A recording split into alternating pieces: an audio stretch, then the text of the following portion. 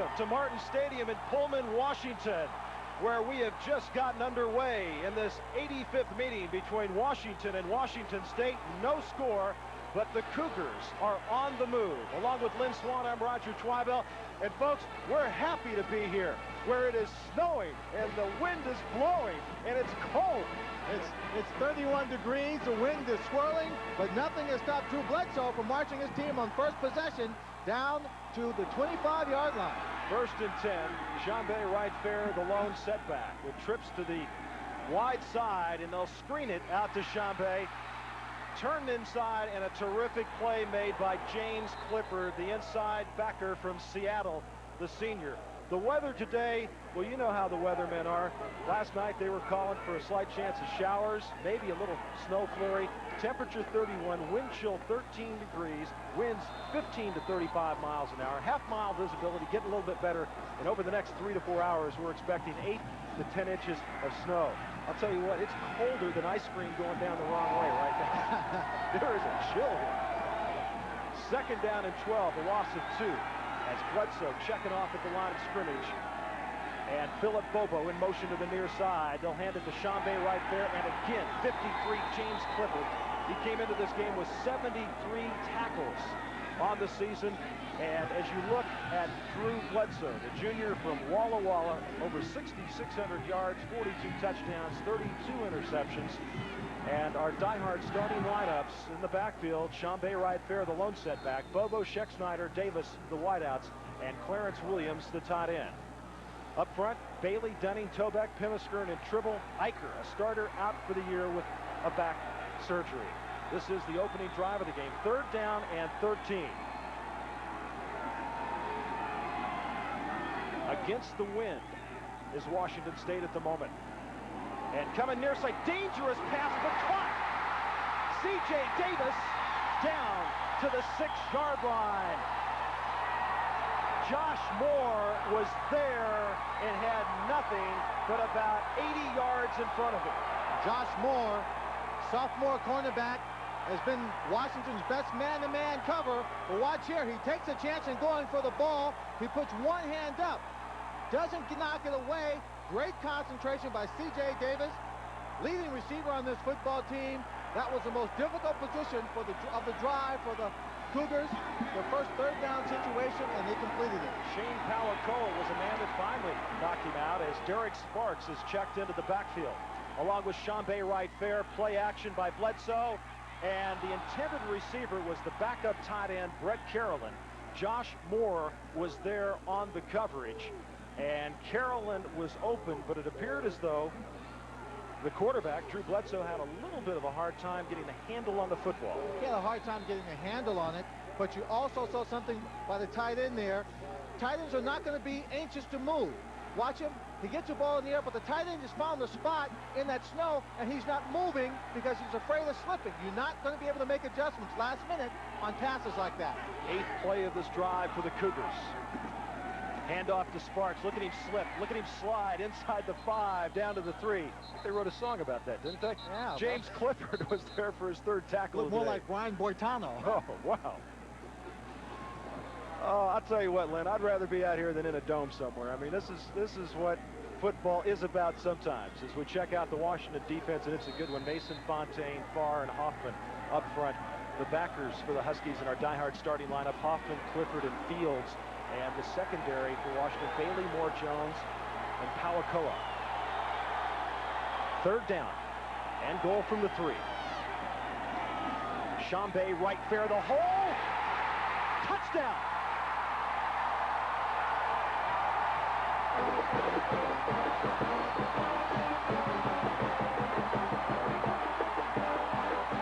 His 9th rushing touchdown of the year, the 2nd leading rusher in the Pac-10, and Derek Sparks gave him the lead block. Right there came in this game with over 1,000 yards, but look at the great blocking he gets right here.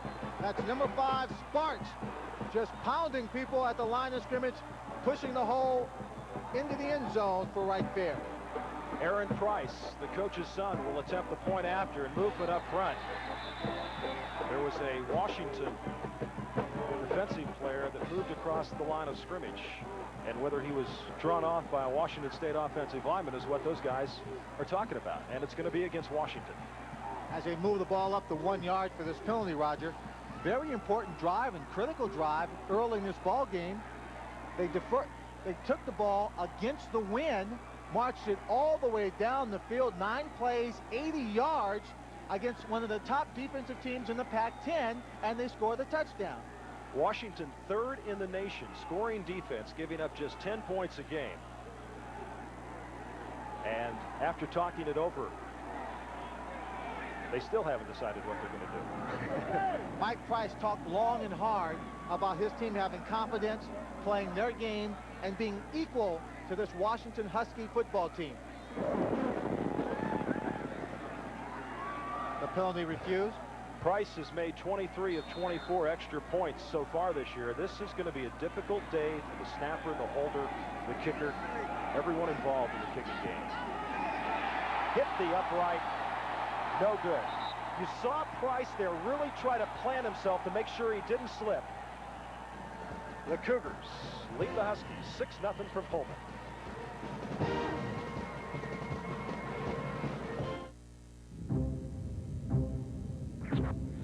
Why is the Honda Accord the best-selling car in America? Maybe it's the reliability. Maybe it's the value. Maybe it's the interior.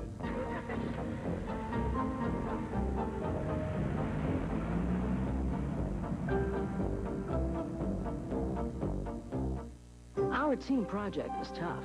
The deadline was tougher. Only one digital color printer prints in black and white and color at the same time to save time. Intelligent color for any document, only from Xerox. Putting it together. Our spring fashions are terrific. Now let's get them noticed. Highlight your news with Xerox color and you'll get everyone's attention faster. Intelligent color for any document, only from Xerox. Putting it together. Before winter hits hard, get to Sears, America's #1 tire store. For a limited time, all Goodyear tires and all Bridgestone road handlers are on sale at Sears. All-weather Goodyear Arrivas, as low as $19.88, our lowest price ever. Backed by a 55,000-mile warranty. All Goodyear tires and all Bridgestone road handlers on sale. You can count on me. At America's #1 tire store, Sears. The top names in women's tennis have taken center court for their $3 million season finale. Acura presents the Virginia Slims Championships live tomorrow on ABC Sports. Well, the Apple Cup, the series records 54, 24, and 6. The last meeting in 91. Washington, of course, the winner last year, 56-21. They've won the last 2 years by a total of 80 points. The year before, 55-10. And the scoring drive there, 9 plays, 80 yards, 325. Chambé Wright Fair, the 3-yard touchdown run. And then they had the penalty on the extra point, got a yard closer. Maybe the thought to go for 2 there. They went for the extra point. It was missed. And now Napoleon Kaufman and Jay Berry are back deep for the Huskies as Aaron Price to kick it off. And he tries to get it up into the air against the wind. And it's one of those big up men, number 52, Jim Novell, the center. And, hey, he's got good hands. He snaps it all the time. He knows what to do with the football. And right now, he feels like a halfback or a fullback. ABC's College Football is brought to you by Honda, celebrating its 10th anniversary of automotive production in the United States. By Tartar Control Crest, the dentist's choice to help keep your teeth tartar-free. By UPS, for reliable, on-time delivery throughout Europe and around the world, you can trust UPS.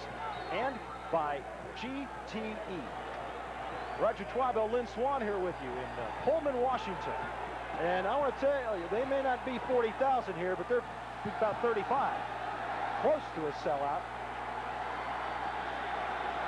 As Mark Brunell and the Washington Huskies take a 1st and 10 from the 40-yard line. Now Brunell checking off at the line of scrimmage, but they're going to run out of time. Does he get it off? As they give it right up the middle. Barely got that play off, and the quarterback for the Huskies moving into the starting role earlier this year and being quite successful, Mark Brunell. You see what he's done, over 3,000 yards, 23 touchdowns, 16 interceptions, good speed. And our diehard starting lineup for the Huskies, Kaufman and Jones in the backfield, Kralik, Mack, and Bruner. The wide receivers, a tight end. Up front, the great one, Lincoln Kennedy, Andrew Peterson, Navel Garcia, and Gallagher. 2nd down and 7. From the 43-yard line, fumbled by Brunell, and he's able to get it back at the original line of scrimmage, the 40-yard line. There's a penalty marker. Yeah, a penalty marker has been thrown. Now, there was some action away from the football. A couple of players had to be separated. I think that was Mobley. I'm not sure who came in. And he nailed Matt Jones, number 22, on the block. Then someone came over, upset that he was hit. I don't know if the officials called the flag because they felt that the initial hit was late or just to stop the action. Personal foul against Washington State. So there was a personal foul earlier on the 2nd play of the game against Washington that really helped in the Cougars' drive for that first touchdown. And Mike Price, in sense, looking for his first win against the Huskies, 0-3 so far, as a much improved Washington State defense this year with Bush, Hall, Ford, and Patterson up front. Childs, McClanahan, and Lurcher, the backers. And in the secondary, at the beginning of the year, they called them the Young and Restless. These guys are really playing terrific now. Hunter Burns, the 2nd leading interception man of the Pac-10. Singor Mobley and free safety John Rushing. Lynn, does this weather favor either team? Well, I would have thought coming into the game it would favor the Huskies, because as they've seen them do in their first plays of this drive, they've come in with 2 tight ends. They've got an offensive line that can drive you back. Lincoln Kennedy, the All-American, heading it up. And they've got 2 running backs in the backfield to share that responsibility and drive you. But Washington State's proving that you can move the ball still in the air. Bledsoe driving his team down the field, coming up with a couple of key passes. Well, there's some real confusion here on the sideline. Now, they started to step off the penalty, and they've left the ball at the 40-yard line. But they moved the chains. We'll try to get this. Now, they said the penalty was against Washington State. We'll get this ironed out as Brunell will pitch it back. The ball carrier is Napoleon Kaufman. And right now, let's go to New York and John Saunders. John? Fresno State and San Diego State. San Diego State and the Aztecs need the win to clinch the WAC. And Ray Peterson fields the punt. That is 9, and then it's off to the races. 91 yards. He gets it to the end zone for the touchdown, make it 14-7. Marshall Faulk also has a touchdown run in this game. Roger. Thanks, John. Eat your heart out down there in San Diego. You could be up here where it's really northern exposure, isn't it? 2nd down and 20 from the 45-yard line. The pass and completed. The reception by Damon Berry, number 21. And he is driven out at the 44-yard line of Washington State by Anthony McClanahan. Now, there were apparently, to clarify that penalty situation, the first personal foul was a live play, and then there was another personal foul, which was a dead ball. And so what I can tell you for sure, folks, it's 3rd and 10 from the 44-yard line. That's where we're at. Yeah, but the interesting, Roger, they moved the yard markers down, but they never moved Washington back, the Huskies back. 3rd and 10. The Huskies, nearly 36% on 3rd down conversions this year as Brunell wants to throw, and the pass is overthrown. I'll tell you, that official on the far side looked like he was reaching to his back pocket. Well, the reason why is because Hunter's coming up to make the stop. It's going to be pass interference. He tries to hold himself back. Now watch these 2 right here at the top of the screen. Now watch him move up. He's slipping. He pulls himself back. But the ball sails over his head, so he wouldn't have caught the ball anyway, so it's no pass interference. Good play by Torrey Hunter, number 24, as John Wardell is in to punt for the Huskies. And Torrey Hunter, 24, he is back on the 10-yard line. Bruce Bailey is the snapper. Wardell averaging 38.5 yards a punt. Kind of down for him this year. Last year, much better. And he angles it to the near sideline. That's a good-looking kick, and it just barely gets into the end zone. We'll have some highlight shots today here. 56 yards on the punt.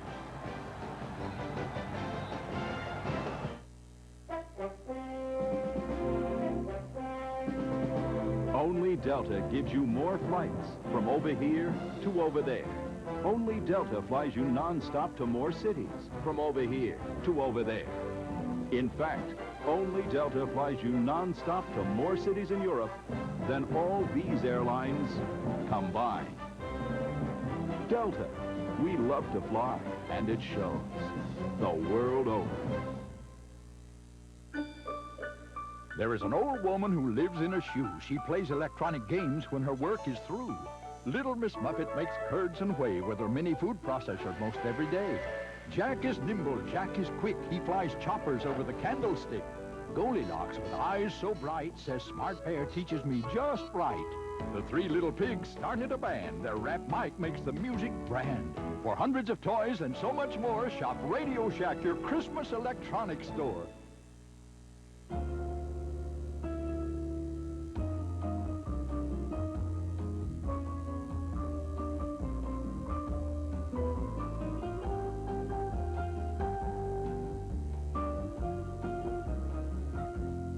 This is the new Civic Coupe from Honda. Maybe you'd like to take a second look.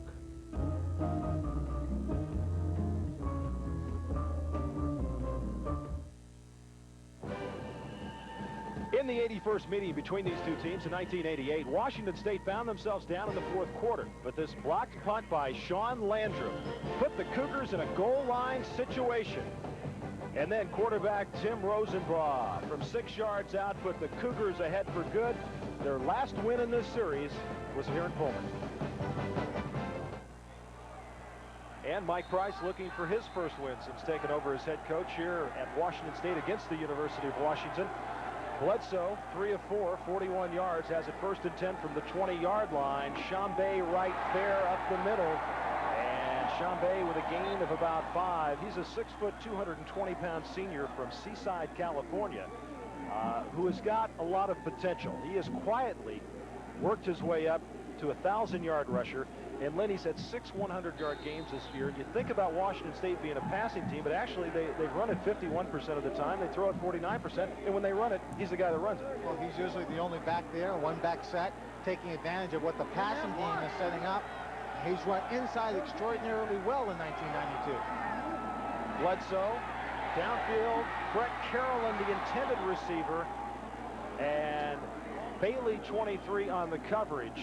As Drew Bledsoe, the question being asked, Lynn, is this his last college football game? A lot of talk about many pro teams, in particular Tampa Bay, would like to get this young man. Well, I don't know exactly who's going to get him or who'd like to get him if they can make all the trades up to be in that position, but he is certainly, I think, the finest quarterback in college football today. I've seen him on tape, saw him last year. He throws off balance, he's accurate, he gives his receivers great opportunities to get the ball, at the same time keeping it away from the defense. 3rd and 6 from the 24-yard line. Washington State 2 of 2 on 3rd down, and that was a timing pattern there, and it looked like C.J. Davis got tied up by Josh Moore. Dave Hoffman putting a lot of pressure that time on Bledsoe. There's a look at Hoffman, 54, senior from San Jose, up for many postseason honors. Well, made his first All-American team that was announced today. Look at the pressure here on Bledsoe. He gets the ball up. Looks like it slips out of his arm a little bit. He doesn't get the full extension on it.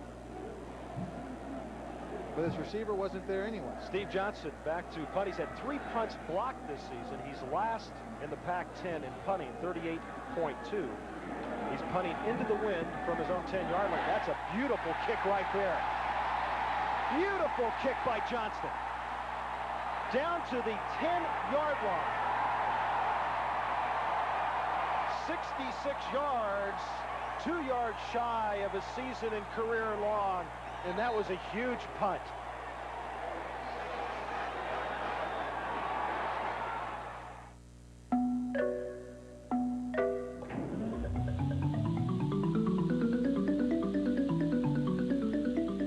Not only is this Honda Accord designed to improve airflow, but cash flow as well.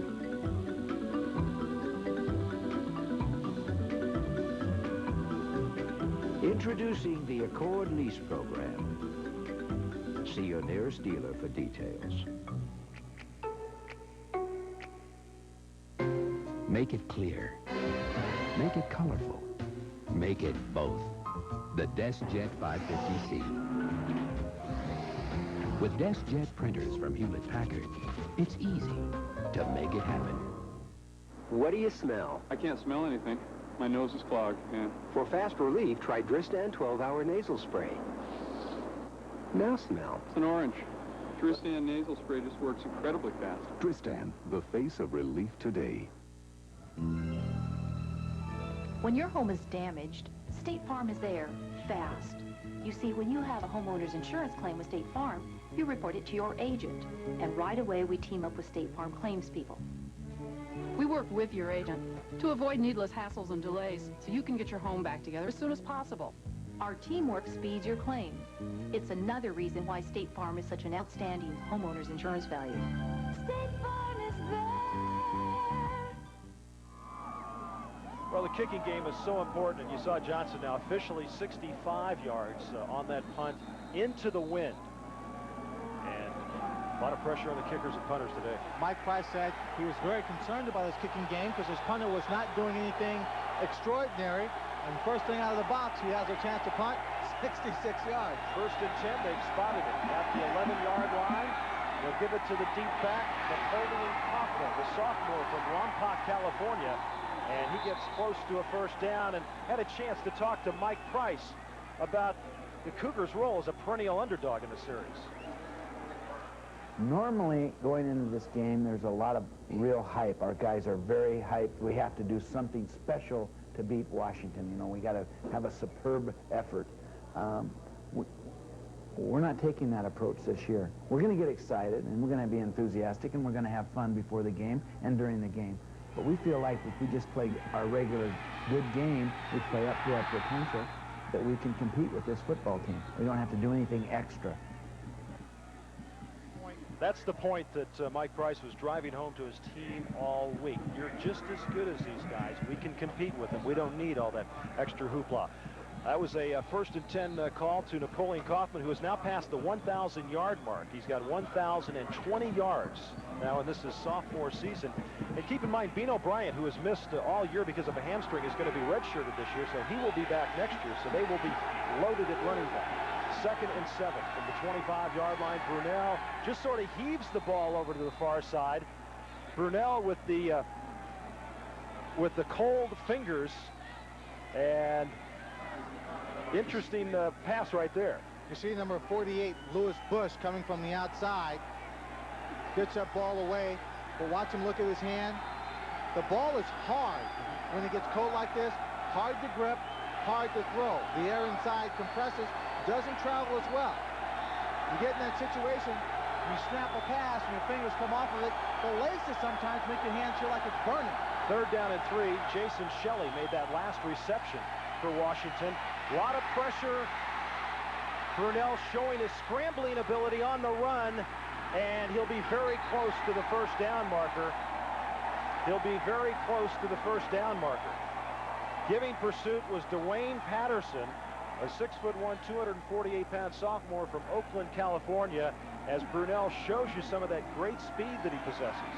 Well, one of the difficulties for any defense is this kind of situation. A quarterback who is mobile, getting away, creating all kinds of problems for your defense and how to react to him. And the whole time he's scrambling, his head's up, looking for someone to throw to. He was short of the first down marker. He was run out at about the 30-yard line. Brunell, of course, being talked to on the sideline. After that play is John Wardell. Will step back at the 15, and Torrey Hunter, number 24, trying to get some footing. Wardell with the wind to his back. And that's an end-over-end punt that Hunter is going to make a mistake and let roll. And look at this thing, folks. That's at the 5-yard line. Boy, big mistake there by Torrey Hunter. So when both punters are doing well, it's the return people now making bad decisions, costing the Cougars field position. 65 yards on the punt. Folks, want to remind you, a lot of college football upcoming here on Thanksgiving Day. It'll be Auburn against second-ranked Alabama at 1 Eastern, 10 Pacific time on ABC Sports. And then the next day on Friday, the day after Thanksgiving, in the Big 8, Nebraska and Oklahoma from Norman, 1:30 Eastern, 10:30 Pacific time. So Washington State back in a hole. First and 10, the ball. They mark it at the 6-yard line.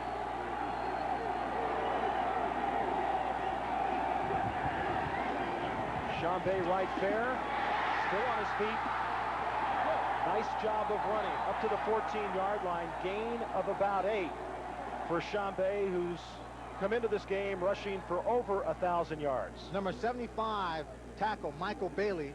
Watch him just take the man to the outside right there, driving him, created a big hole. That was Andy Mason, number 13. He just drove to the outside, and right fair takes advantage of it. 6 carries, 34 yards for Chambay. Second down and 2. C.J. Davis is the man in motion. 5:34 to go, first quarter from Pullman, as they pull the offside tackle and guard, and a big hole for Chambay right fair, and a first down up to the 25-yard line. Terrific job that time by the Washington State offensive line, a pickup of 11. Consistently throughout this season, people have challenged this Husky defense right up the middle, and you can see why. They're blowing people away. They've got some good people on that defensive line in terms of DeMarco Farr playing nose guard, Fontaine and Hoffman. That's Steve Hoffman, brother of the All-American linebacker Dave Hoffman. And they just aren't strong enough to stop people from running through them. First and 10 from the 25. That's a dangerous pass, Lynn. And talk a little bit about, we saw earlier, you know, Josh Moore nearly intercept that pass, but Washington State likes to throw to the sides an awful lot. They like to throw to the sides, but again, this is the kind of day where throwing the out patterns aren't going to be good, because out patterns are lateral. They're moving from side to side. A lot of room in between. You can't make the cut to come back to the football if it's short. You have to run vertically, straight down the field, make a cut or make the stop, then be able to come straight back to the football. Bledsoe has missed his last 4 passes. Trips to the far side on 2nd and 10. Hoffman showing blitz. A lot of movement inside as they give it to Chambay right fair. Penalty markers down as Chambay gets close to the first down at the 35-yard line, about 2 yards shy. Dave Hoffman, 54, and Sean Palakoa, 21, were in there, and the holding call is going to go against Washington State. Mike Price, his team got off to a 6-0 start. They've lost 3 of their last 4 by a score of 105-41. And Lynn, they have struggled both offensively and defensively in these last 4 games. Well, you can understand why they're struggling a bit offensively, because they're going up against stronger opponents here in the second half of their season. And the defenses in the Pac-10 are very, very strong, causing those problems, not just internally exploding. Second down and 20 after the penalty. They'll give it to Chambay right fair. Just a very basic play, not much there. Jamal Fontaine, a junior from San Francisco, 6'3" and 230. One of the players in on this very quick and active Washington defense. This is a defense, Lynn, that a lot of people around the country have modeled their defense after, where you rely on speed first. Well, they have a very quick defensive unit. They try and get about 8 men up on that line of scrimmage, stopping the run. The linebackers are the strongest part of their defense, trying to support the young people in the down line position. Third down and 18. Bledsoe, never saw him, never saw Andy Mason, the junior.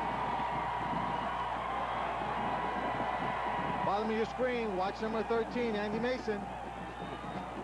Lines up, it's a good move. Just not being handled at all by Clarence Williams, number 98.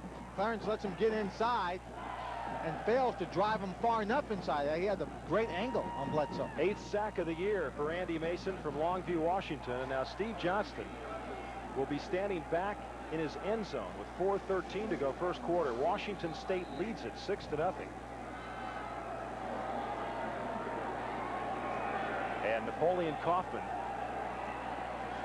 and Bailey are back at midfield to receive the punt. A low line drive kick, and Bailey has it, and he's tripped up. Bailey is tripped up at about the 40-yard line by Eric Thompson, and just 34 yards on that punt. And of course today, the big rivalries in the Pac-10. The game, Stanford and California. Cardinal leads at 6-3. Then USC and UCLA. Arizona State will be tonight, and the Civil War just underway between Oregon and Oregon State. And of course, the 10th anniversary of that, the play in the game, Stanford Cal. Now Washington. The longest series of laterals in history. They pull out the right guard and the right tackle, and Kaufman is nailed behind the line of scrimmage.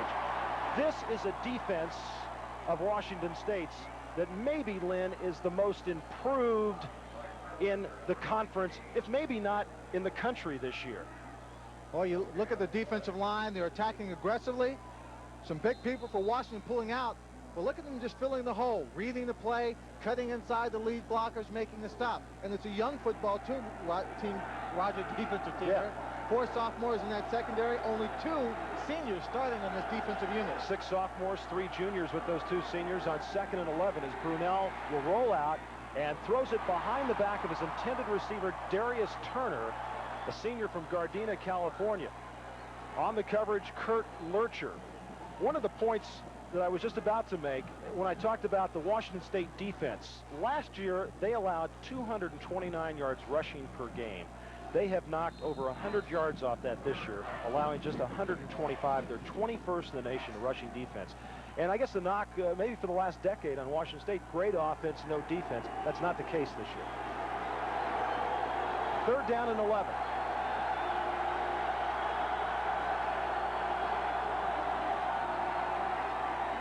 Brunell escapes the trouble. He's got a man wide open. Damon Berry has got the 1st down, and Mark Brunell created that play with his athletic ability to get out of trouble, and then his receiver, Berry, was wide open. I don't know, Roger. It seemed like a little magic to me, a little Houdini. I mean, he is in the pocket, folks, and he is surrounded by red jerseys, and they're about to come in. And watch. They're all up in the air. He fakes a throw, gets number 92, Ray Hall, up in the air, and he escapes and gets the ball to his receiver for a 1st down. 1st and 10 from the 26-yard line. First back through, number 31, Darius Turner, who is coming back after some injury problems. One of the strongest players on the team, a 6', 235-pounder, came into this game averaging 5 yards a carry.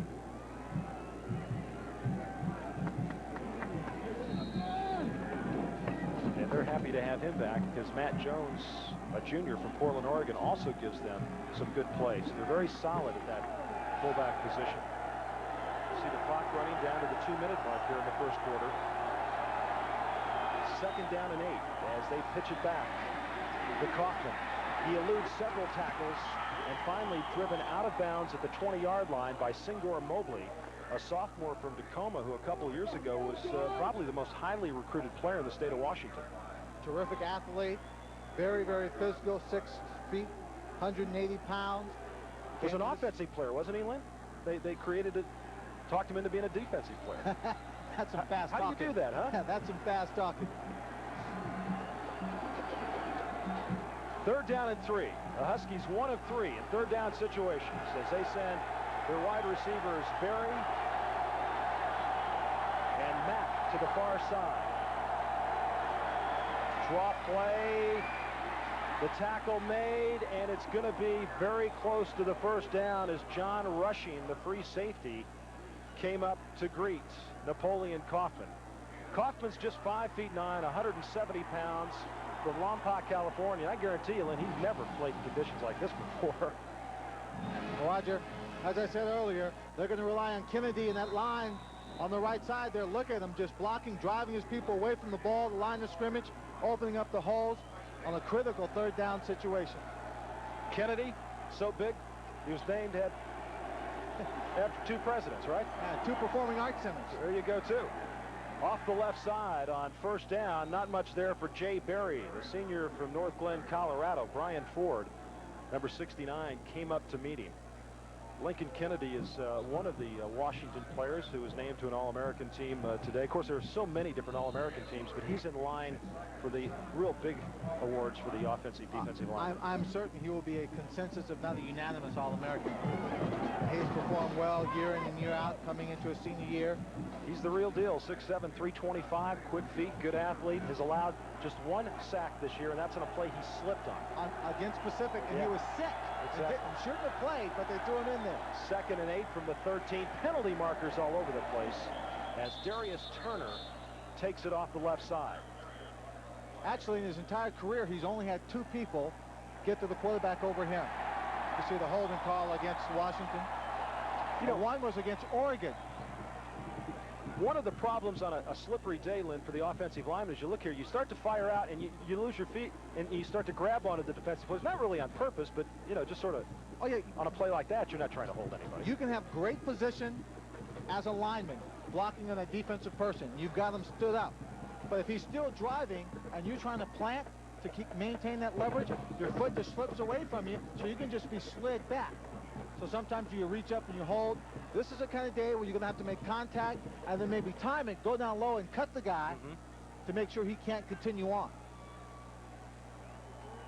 Mark Brunell, who has been most effective since moving back into the starting quarterback role. He's accounted for 11 touchdowns, 5 touchdown passes, and as a matter of fact has thrown for over 200 yards in his last 2 games against Arizona and Oregon State. Had never thrown for 200 yards before.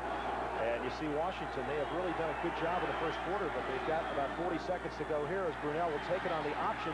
Finds a bit of a seam, but right there was Lewis Bush, 48, the senior from Tacoma. Good quickness on the outside for Washington State with Dwayne Patterson and Lewis Bush. They really cover the field laterally as well as any team in the Pac-10. But this option play, that quick option play, will be very difficult for Washington State to stop consistently if they're caught in man-to-man coverage. They were in man-to-man coverage that time. Brunell was able to get back to the opposite side, cut upfield, and that's a win for the offense. 9th play of this drive, 3rd down and 2 from the 7-yard line. They give it to Kaufman. He dives. He'll be close to the first down at the 5-yard line. You see the Huskies running the ball well on the inside coming into this game, and especially under these weather conditions, it's one of the things that they wanted to accomplish, to control the game offensively by running the football, possessing the ball so that the clock works in their favor, and keeping Bledsoe with his arm off the field. Don James, 13 and 4 against Washington State. He got the first down, and we've completed the first 15 minutes from Pullman. Washington State leads Washington 6-0.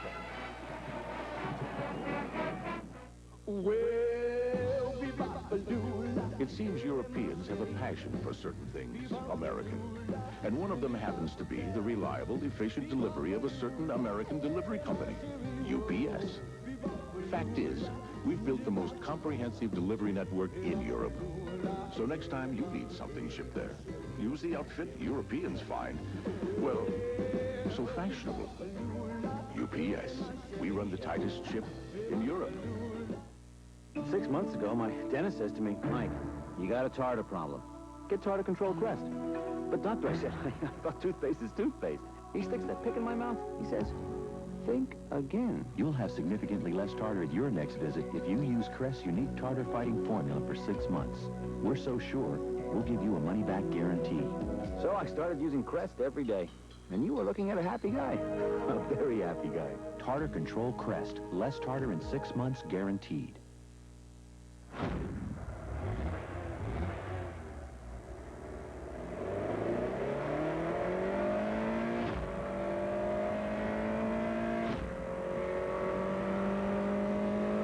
Introducing the 190 horsepower Prelude VTEC.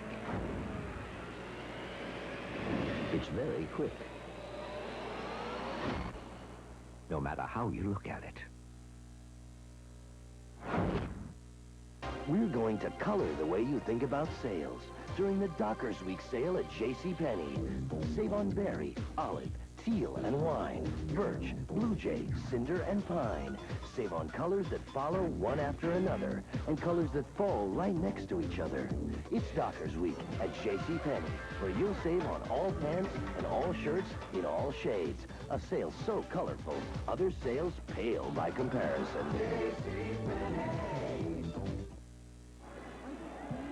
I welcome you back here to Martin Stadium where the lights are on in Pullman, Washington, where it has been snowing and blowing since about 9 a.m. Pacific time. Snow accumulation is supposed to be 8 to 10 inches today. Along with Lynn Swan, I'm Roger Twidle. We're set to go. The second quarter here of the Huskies of the University of Washington have it first and goal from the 5-yard line. Darius Turner, Napoleon Kaufman. The setbacks as they give it to Kaufman. He bounces to the outside, but pulled down. I'll tell you what, a real good play made by Chad Eaton, number 90, the sophomore who was able to just grab a piece of his jersey to pull him down from behind. Eaton's a young man they think very highly of, 6'5", 275. Feel that he is going to be a terrific player for them before his career is over here in Pullman. Just in case you want to know, Lynn, Chad Everett Eaton. Second and goal from the 4. They give it right up the middle to Turner as he fights down to about the 1-yard line. And once again, Chad Eaton, number 90. And there's a penalty marker down.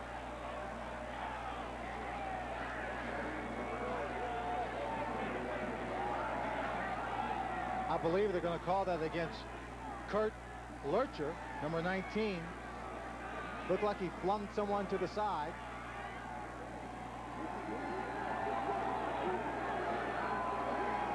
Yeah, they call it a face mask.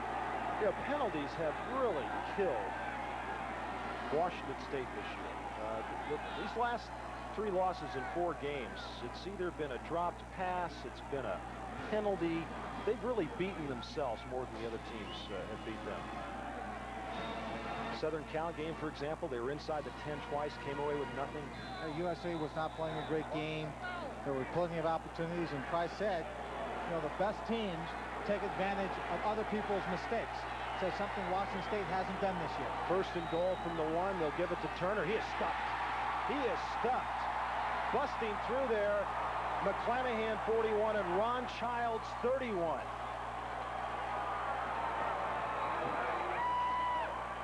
McClanahan, tough player, inside linebacker number 41. You see him coming over the top. Everybody. Now watch the line. Look at the charge they get. They make the first contact. They beat Washington to the punch on the play, and that's why they get the penetration. This is a Washington State defense that limited Arizona to 58 yards rushing in their win earlier this year. Second and goal from the 2. Brunell wanted to pitch it. He's going to go for the marker. He got it. Touchdown. Mark Brunell with his 7th rushing touchdown of the year. 13th play of this drive. There was a moment of indecision there by Brunell whether to pitch it back or to keep it. I don't think so, Roger. I think it's designed. I think he's just going back. He's faking the pitch. All you're doing is getting an extra blocker out there and one man carrying the ball. That means you got one more man blocking for you that the defense can't account for. And he stays behind it. It's a great play. He fakes it. Everybody carries it out just like it's going to be a pitch. Oh, Kaufman. He's intending to carry the ball from the beginning of that play. Kaufman with a big block there is Travis Hansen to attempt the point after. And he is perfect on the year. 36 of 36, and the Huskies take a 1-point lead.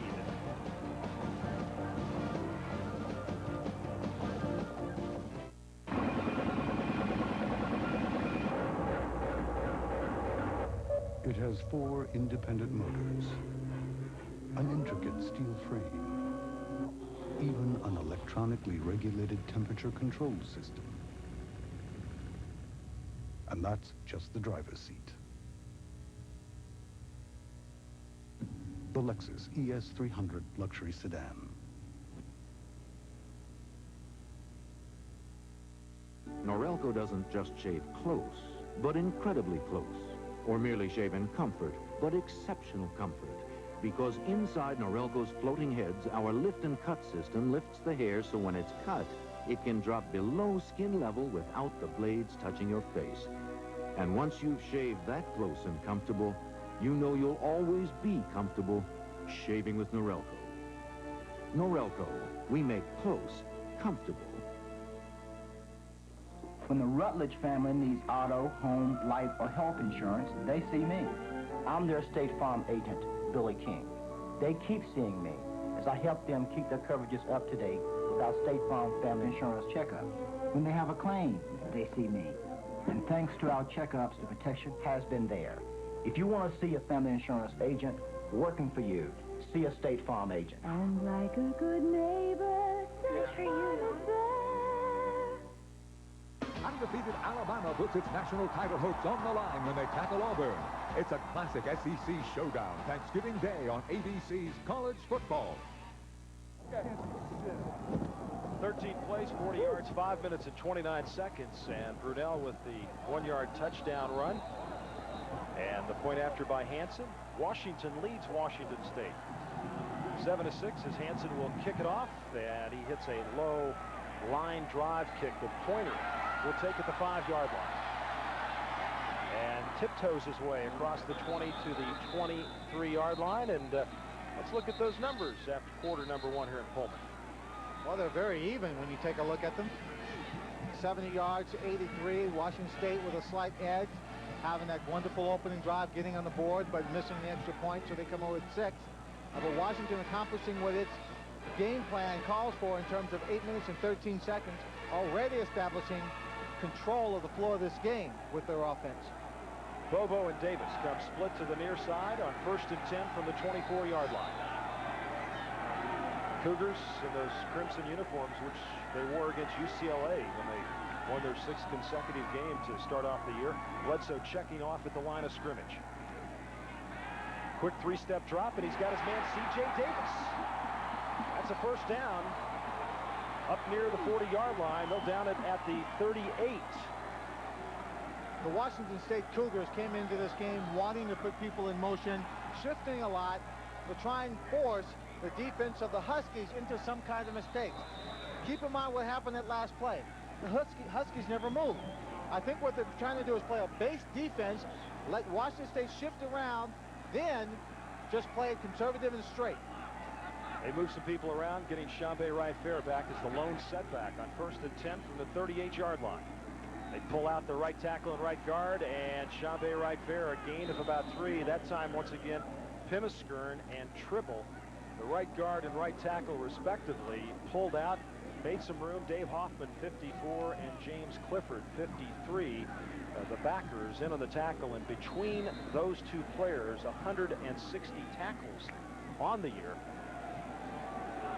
And that'll present a 2nd down and 7 from the 40-yard line for Drew Bledsoe. That's Butch Williams, 98, shifts to the far side.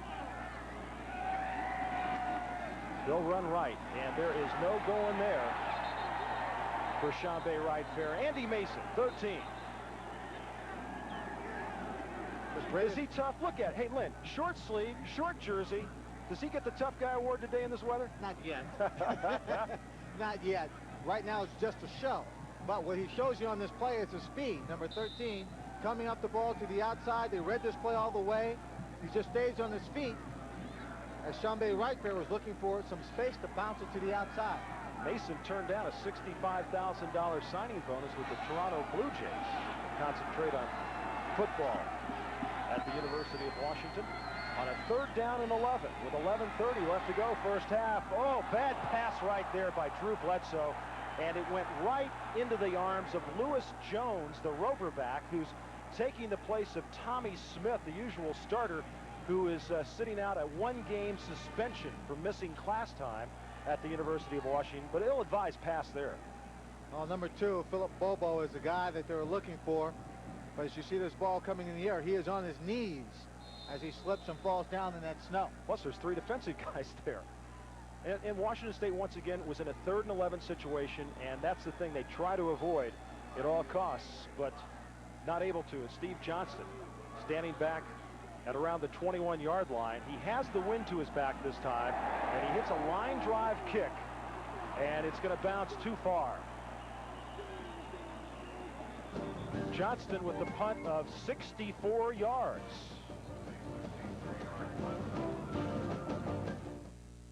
It seems that most car rental companies go out of their way to confuse you with unpredictable rates. They're all over the place. Thrifty, on the other hand, never veers off course. To keep your rates low, we've always kept our costs low. You can use this credit card for Montgomery Ward car rental at participating Thrifty locations and at the Auto Express in Montgomery Ward. When it's your money, always call Thrifty. I watch your show all the time. My show? Never miss it. Woo, woo, woo. Critics call Passenger 57 spectacular, exciting. Snipes is dynamite. Passenger 57, rated R, now playing at a theater near you. Here. There. Everywhere. The DeskJet Portable. DeskJet printers from Hewlett-Packard. Make it happen. Imagine for a moment a performance car. One with a 4-cam, 32-valve, 250 horsepower V8.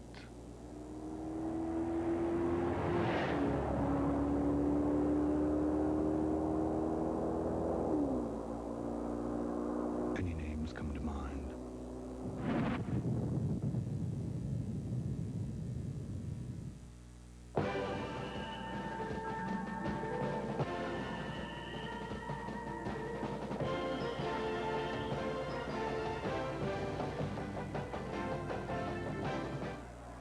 Pretty good scoring streak, and we have got a pretty good snowstorm going on here in Pullman, Washington. As you take a look out of the end of the stadium and the basketball coliseum in the distance over there behind the lights, we couldn't see that earlier this morning, but the snow's still coming down, the wind's still blowing, and first and 10 from the 20-yard line for the University of Washington as they hand it to the first back through. That's number 31, Darius Turner, and Chad Eaton was there to stop him after a gain of about 6. And you know, we talked about the Pac-10 being a good conference, all-around conference this year, but Lynn, especially defensively, with not just 1, 2, 3 teams, but 7 teams ranked in the top 25 in total defense. And that's what Mike Price was talking about in terms of offensive productivity. Sure, your offensive productivity will go down when your defense is this strong. 7 in the top 25.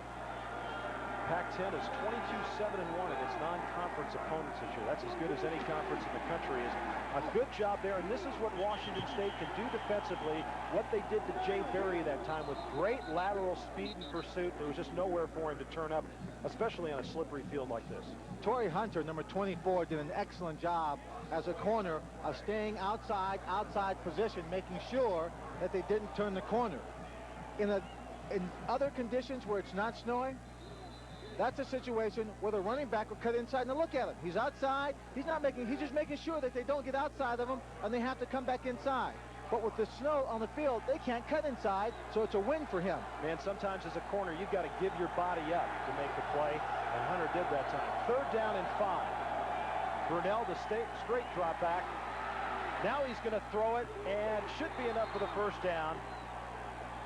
Brunell did find the receiver coming across, Eric Bjornsson, a sophomore from Oakland, California. Greg Burns was right there on the coverage, but once again, Brunell keeping things alive with his ability and good peripheral vision to see where those folks are coming from. And that's it. That's what's so critical and so dangerous about him on the run. Every coach knows this that's ever played against this young man. When he runs, he's not just taking off to get the yards on the ground. He's still looking for a receiver downfield. See what the Washington defense has done. As Turner goes off the left side. And Darius Turner with a gain of about 5 or 6. Now what you're starting to see here is some movement by the Washington offensive line, starting to move the Washington State line back, and on that first down play, Lynn, getting 5-6 yards. Sure, you're going to see the fullback carry the ball a bit more in a day like today. Darius Turner came into this game with 191 yards and 2 touchdowns and 9 catches. I think he's going to add to that rushing total. to make sure that all the backs stay fresh. And he can hit the line very quickly. He's not looking necessarily to break a big one, but he's looking to get to the line in an explosive fashion behind some good blocking to pick up that quick 4, 5, 6 yards on first and second down. 10-12 to go, first half. And must have been a penalty. We didn't see a flag go down, but it's 1st and 5 now at the 38-yard line. Offsides that time against Washington State. Once again, first man through is Turner, and he is still battling, and he has a first down. Darius Turner, the fullbacks, the kickers, they play important roles today because those fullbacks are used to just getting the ball and running straight ahead, not giving you all those moves that a tailback would. Look at this from the end zone, Roger. The fullback's going to get the ball, and the hole is just going to open up real quick right there. You see it? Boom. And he's going to take advantage of it, go right through it before anybody on defense can adjust. He stays up. They're trying to pull him down, and he just drives, picking up the extra yardage. 1st and 10, 45-yard line. The Huskies have a drive working once again. They lead it 7-6, and this time the second back through, that's Jay Berry, and he's met by John Rushing, the free safety from Merced, California. Rushing came into this game with 70 tackles. And this is a young secondary. All of the starters for Washington State University are sophomores. And Mike Zimmer, their defensive coordinator, told me that they've nominated all 4 of those guys for postseason honors in the Pac-10. They've played aggressive. They've played solid football. They've hung in there together. They're just laying a strong foundation for 1993. 14th in the nation in pass efficiency defense, having picked off 14 passes and allowed just 9 touchdowns. And they tried to run it up the middle that time and nothing going. Ron Childs, 31, the sophomore from Kennewick, and Anthony McClanahan, number 41, and he's an interesting story. McClanahan, 120 tackles this year, 2nd in the Pac-10. Very active player. Last year he led them with 144 tackles, and Anthony, the son of former Minnesota Viking and Arizona State player Brent McClanahan. 3rd down and 8. At the 47-yard line. Play action. Brunell will come near side. He's got a lot of room to run, but he's got his man wide open down the sideline. Look at him slipping and sliding. Joe Kralik was wide open, and he looked up for the football. Greg Burns was about 10 yards behind him, and he slipped. That play had a little bit of everything in it. Offensive lineman with a takedown of a defensive lineman. All right, but then look at the receiver, how open he is right here, but he slips because the ball just hangs up in the air. Again, the ball in this weather condition, because it's so cold, doesn't travel as far when it's in the air. Look at the receiver right there. Kralik trying to come back for it, and he just can't keep his footing. There's Kralik, number 9. You know, Brunell had plenty of room to run that time if he wanted to take it. He had 10 or 15 yards in front of him. As John Wardell, who had a career-high 65-yard punt, his last one, will kick it down to Torrey Hunter, and that's into the wind. Look at that thing. That looked like a hook with about a 5-iron in golf. I mean, that thing went up and then went immediately left. A big hook, not a draw. No, a big hook. Timeout, 7:58 to go, first half. A raindrop may reach the 1993 Lexus LS400. Getting inside is another matter. An improved side rail weather stripping channels more water away from open doors and windows. So while you make your journey in comfort, the raindrop makes its in vain. The 1993 LS400. The pursuit continues. There's a special quality about the professors at Washington State University. They're at WSU because they care about teaching and about students learning in and out of the classroom. They know the joys of discovery and the importance of putting knowledge to work, imparting it to the world through their students. It's a little different, maybe a little better. Washington State University, it really is something special. Charge, In 1956, a medical team from the University of Washington pioneered open-heart surgery in the Northwest. Recently, Gordon Oakes and his daughter Terry entered University of Washington Medical Center, each suffering from terminal heart disease. Within days, both father and daughter received heart transplants. Medical history continues to be written at the University of Washington.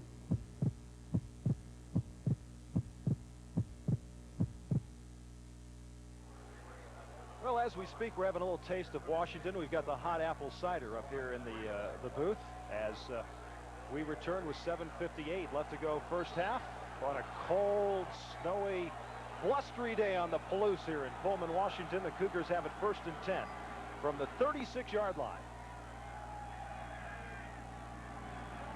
Bledsoe throwing it down the middle, underthrown. The intended receiver, C.J. Davis. And want to remind you, coming up on ABC's Monday Night Football, the Washington Redskins and the New Orleans Saints. The Redskins have started to struggle here in recent weeks, and of course they got a former Cougar named Mark Rippon that plays quarterback for him. Meanwhile, the Saints go along pretty good. They're going to be inside down there at the Superdome in New Orleans. Yeah, isn't that why they schedule the Monday Night Crew down there this time of the year? 2nd and 10. They're not quite as tough as us. No. No. Man, we love it outdoors. We love it up here. Bledsoe over to the far side, and yeah, they're going to call it a reception there. Reception was made by C.J. Davis, the second leading receiver in the Pac-10. Came into this game with 48 catches for nearly 800 yards. And of course, C.J. is one of only 2 players for the Cougars who have beaten the Huskies.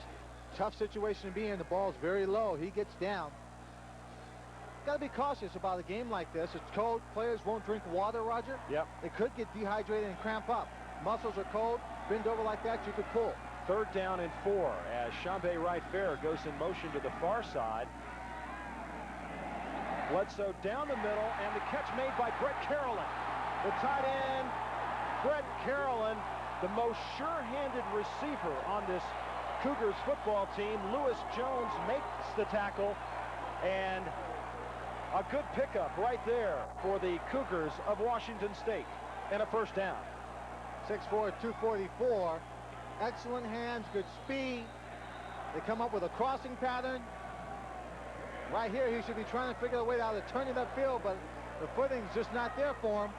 16 yards on the reception. Brett's dad, Reg Carroll, the tight end for the Kansas City Chiefs in their Super Bowl years back in the late 60s. And driving up the middle that time, and a good gain. Chambé Wright-Fair. Jamal Fontaine made the tackle, and Chambé is saying, get Derek Sparks in here for a second. I got to come over to the sideline and get squared away. It looks like he's limping a little bit, Roger, as he went off the field.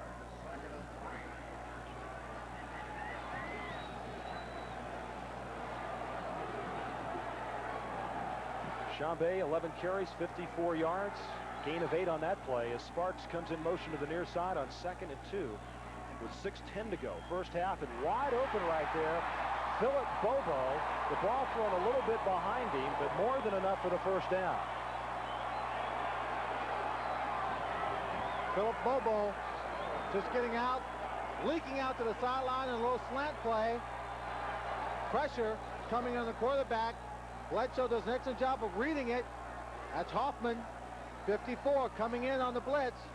But he is way late as the ball is already thrown and completed. Bobo's now caught a pass in 28 consecutive games for the Cougars. From the 28, 1st and 10, Bledsoe looking down to Schexnayder. Dropped it. Right in his hands, and he dropped it. And this is the type of play that Washington State has not been able to finish off in the last month. Talked about big plays. This is an opportunity for him. Watch him as he gets outside. But it's great touch here by Bledsoe. He lifts it up in the air. That's going to drop right into his hands. He should make that catch every time. Perfectly thrown ball here. Perfect example of why Bledsoe could be the #1 player chosen in the draft should he decide to go. Schexnayder has got to be disappointed with himself. Well, they had a long one dropped by C.J. Davis against Stanford last week early in the game, which really proved to be critical later on, took all their momentum away. 2nd down and 10 from the 28. They'll run it. Derek Sparks, a sophomore from Santa Ana, California. Will get about 3 before Jaime Fields, number 3, and Shane Pawakoa, number 21, the senior from Marysville, Washington, make the tackle. There's a look at Pawakoa right there, 6'3" and 202-pounder, 53 tackles coming into this game. His brother Jeff was an All-American offensive tackle for the Huskies, drafted by the Rams, and got a spot man. Oh, there he is. Sorry. I thought our spotter Joe Sullivan had gotten away for a while. 3rd and 8, wide open down the near side. C.J. Davis. Bledsoe was put on his backside by Andy Mason, but the catch, the first down, 17 yards on the field. And Bledsoe should be excited. He's done this time and time again for his team, throwing from his back. Now watch him. He's going to get pressure. And watch him throwing across his body right in between the zone coverage. That's a hard thing to do with touch. Walter Bailey was the man on the coverage. 1st and goal from the 8-yard line. Davis in motion. Davis 5 receptions, 78 yards. Chambé right fair back in there. Chambé down to the 1-yard line. They said no, the ball was down. Jaime Fields and Dave Hoffman made the tackle. Player was down. The ground can't cause a fumble, and the ball squeaked out. So far in this ball game, 4:09 in the second quarter. The ball has come loose a couple of times, but each team has recovered their own fumble. You'll see right fair right here. Watch him go try and power into that end zone, but he's down, and the ball just leaks out. 10th play of this drive. They spotted at the 2-yard line. Bledsoe, the quarterback sneak. Well, I'll tell you, he got at least one. The man that came busted through was Dave Hoffman, also Shane Pawakoa. I got to tell you something. He could have been in, and they wouldn't even known it. They could hardly see the line. The Washington players are trying to signal that it's their football, and the officials are going no.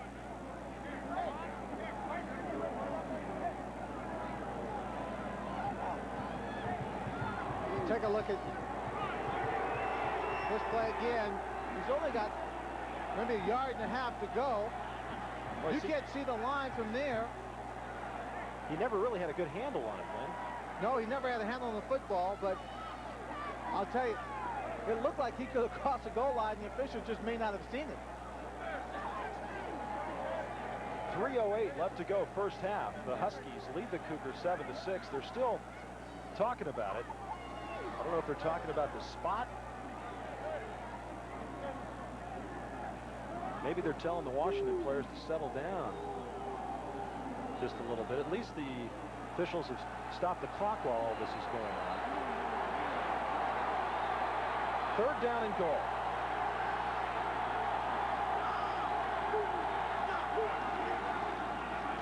Sparks.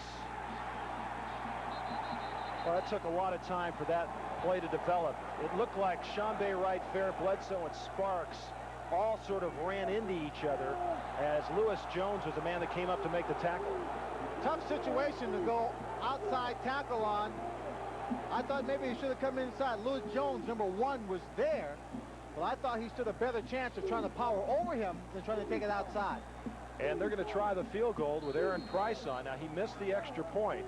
Boone Borden is the holder, 19 yards on the attempt. He has not attempted a field goal this year of this range, but this is like the extra point try if you had to draw a comparison. And a bad snap up on the shoulder. Borden takes it inside, and the snap by Quinn Magnuson was high and off the shoulder, and once again Washington State points the pistol at their foot and pulls the trigger. You're right about that, Roger. Look at the snap. He's got to turn to get it. Can't hold on to it. Does the right thing, but no one knows he's coming, so no one was sustaining a block for him to give him a chance. Doesn't have gloves on. And again, very cold. Well, hands, for the them ball hits it. Burns a little bit. This is the thing that has really troubled Washington State all year. They've been down there, they've been close, they just haven't been able to finish things off as the handoff goes to Matt Jones up the middle as we've reached the 2-minute mark here. Now, timeout situation, both teams with 3. As the clock continues to run, I think maybe Washington State would want to call a timeout here. I think they should. If they stop the clock, save as much time as possible. If they can stop Washington, back them up against their own goal line, then get the ball in the exchange, they've got a shot. But right now, they're just letting the clock run down. And Washington is going to use as much of the clock as they possibly can if Washington State's not going to stop it. I mean, they're down to 7 seconds on the play clock. Kaufman. Now let's see, are they calling a timeout? Yeah, there they go. Finally now with 1:14. So essentially they let about 50 seconds go off the clock. And we've got a timeout with the Huskies leading the Cougars 7-6.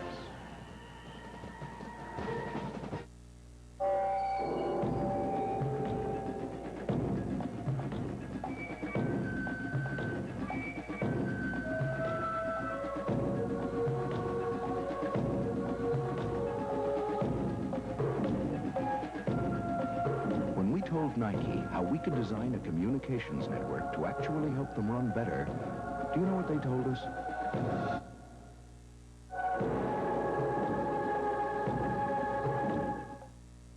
This is Pioneer Home Theater, with Laserdisc images 60% sharper than most VCRs, the world's leading AV receivers, speakers customized for home theater, and a big screen picture that's real as life. From the leaders in audio and video, home theater so advanced, you don't just watch it.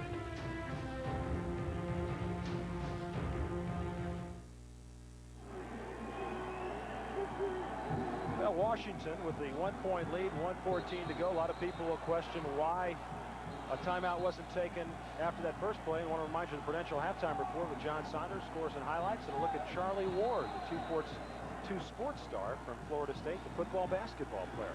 With 3 timeouts left for the Cougars, the Huskies could have run one play, call a timeout immediately.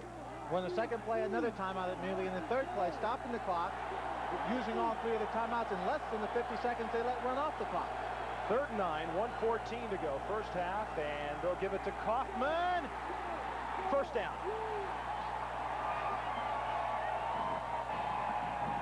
Senor Mobley made the stop in the secondary, and the Huskies have 3 timeouts remaining after the gain of 13. Well, give the credit to that offensive line. They doubled down on the center there. And a big hole. You saw the red jerseys were there. Several of the red jerseys there for the Cougars, but they're just not in position to make the tackle. Again, maybe the snow having something to do with that, not being able to slide over into the hole the way they normally do. 10 carries, 44 yards for Napoleon Kaufman on 1st and 10. The clock continues to run. Now, the Huskies have all 3 of their timeouts, so they're going to take a non-aggressive posture here. Now, finally, time is called by Washington State. Well, that's interesting that, you know, Washington... Strategy. We'll be right back. You demand the same things from your car that you demand from your budget. Both have to go more places, last longer, and work harder than ever. So get Walmart savings on the motor oil engineered for today's smaller cars. Castrol GTX. Castrol provides maximum protection against viscosity and thermal breakdown. And Walmart savings provide maximum protection against paying too much. Walmart. Always the low price. Always. If you want to move ahead in any career, you have to know what most employers want. Like how to work with a team, how to handle responsibility, how to take on a tough job and see it through. You can learn all these things in the Army, so when you do set off on the road to success, you'll already be in the driver's seat.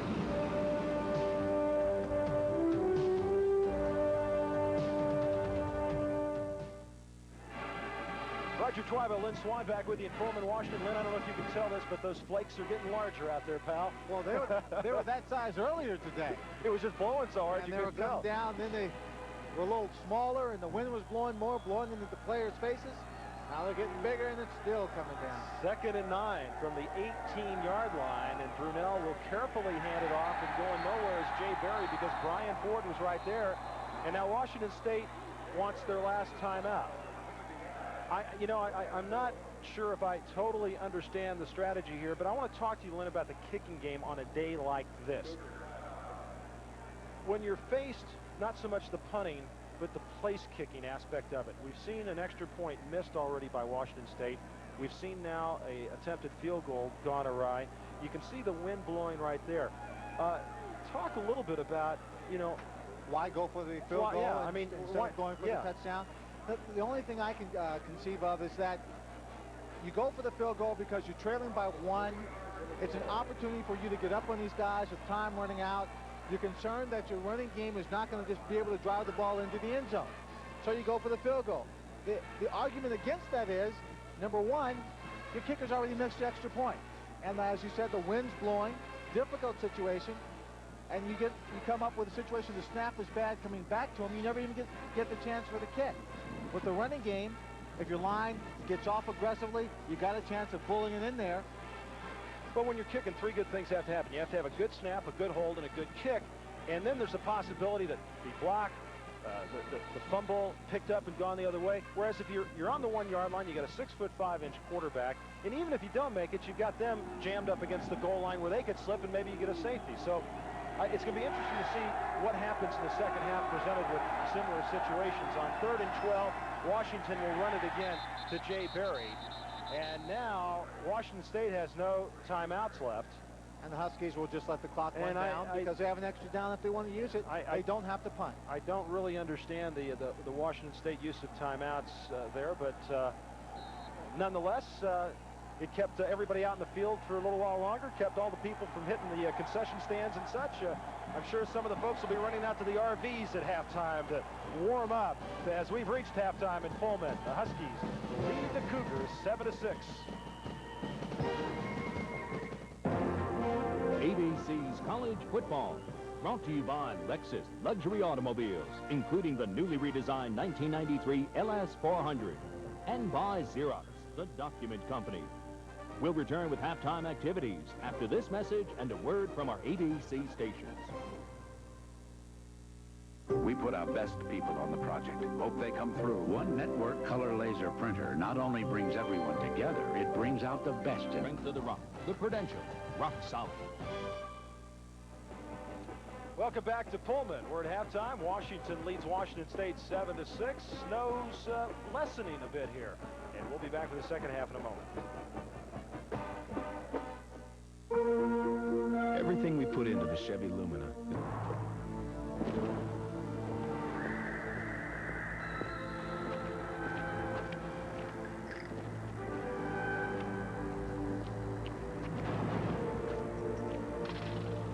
For those who want to drive something really foreign, the Lumina. Fully independent sports suspension, anti-lock brakes, fuel-injected V6. For more details and a test drive, see your Chevrolet dealer. Condition, great looking hair. Head & Shoulders 2-in-1. You get complete conditioners with our proven dandruff shampoo all in one. For what could be the end of flakes and the beginning of something great. Head & Shoulders 2-in-1.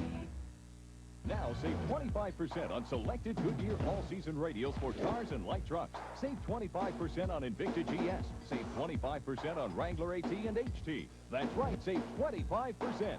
Where? Goodyear. When? Now. In Europe, things happen on time, right on schedule. Punctuality is the norm. And that makes Europe the ideal environment for UPS. Fact is, UPS has built the most comprehensive delivery network in Europe. So when you have a shipment going there that has to be on time, use the delivery company whose punctuality is a time-honored tradition. UPS. We run the tightest ship in Europe. Visa salutes American Olympic champions. In 1976, John Neighbor fulfilled a childhood promise by capturing the 100-meter backstroke. John Neighbor has almost a full body length lead over Mathis, a half a body over Rocca. It's Americans 1-2. It is John Neighbor. It is Peter Rocca. As part of their continued support of amateur athletics, Visa Today is proud to donate another $1,000 to the U.S. Olympic team to support future Olympic hopefuls in their quest for the gold. Far from Bourbon Street, in its own little corner of the Garden District, is the most fabled house in New Orleans, the Maple Street Children's Bookshop, where the folks who write the books also read them. So if you go, bring your wildest imagination and your Visa card, because at Maple Street, they'll take you on a truly magical journey, but they won't take American Express. Visa, it's everywhere you want to be. ABC's College Football. Brought to you by the Heartbeat of America, Chevrolet, and your local Chevy dealer. And by U.S. Army. Learn how to get an edge on life. Be all you can be. Welcome back here to Pullman, where the good news is it has gotten a little bit brighter. The snow has let up just a bit, and they've been able to clear the field considerably. As we take a look at the highlights, and Lynn, this early in the game, the first drive for Washington State. Josh Moore comes up going for the interception. He tips it, and C.J. Davis, great concentration to hang on to it, and he takes him down to the 5-yard line, which sets up this touchdown by Chambé Wright-Fair. Excellent blocking up front. And that first drive, first quarter, the offensive line for Washington State really came to play. Did an excellent job. 80 yards on that first drive by Washington State, and then the punt by Wardell, and Torrey Hunter makes a bad decision. One of the critical mistakes of the first half. They've been fighting for field position. They've been doing a good job. He doesn't field this punt. He could have just jumped on it and covered it, stopped it from rolling all the way back to the 5-yard line, led to a touchdown for the Cougars, for the Huskies, as they had good field position. They took the ball on the drive, and it was Mark Brunell behind a bevy of blockers that got the touchdown. And then on a situation where it was 4th and goal from the 1, instead of going for it, they attempted the field goal. A bad snap by Magnuson, and Boone Borden couldn't get the handle on it, and consequently they got nothing out of it. And that's where we stand at 7-6 right now as we get to go set to go for the second half. And Washington State chooses to kick off in this second half, and they will have the wind to their back to begin the second half with Aaron Price set to kick it off, and back deep, Napoleon Kaufman and Jay Berry. Those two players standing at the 10-yard line, and they've been able to do a pretty good job here at halftime of getting a lot of the snow cleared off, but it continues to fall, and it continues to blow here in Pullman, Washington, as Price sends it downfield, and it's taken by Jay Berry at the 12, and running straight ahead to the 29-yard line, where Folkers makes the tackle on the special teams, and the numbers, Lynn, fairly even.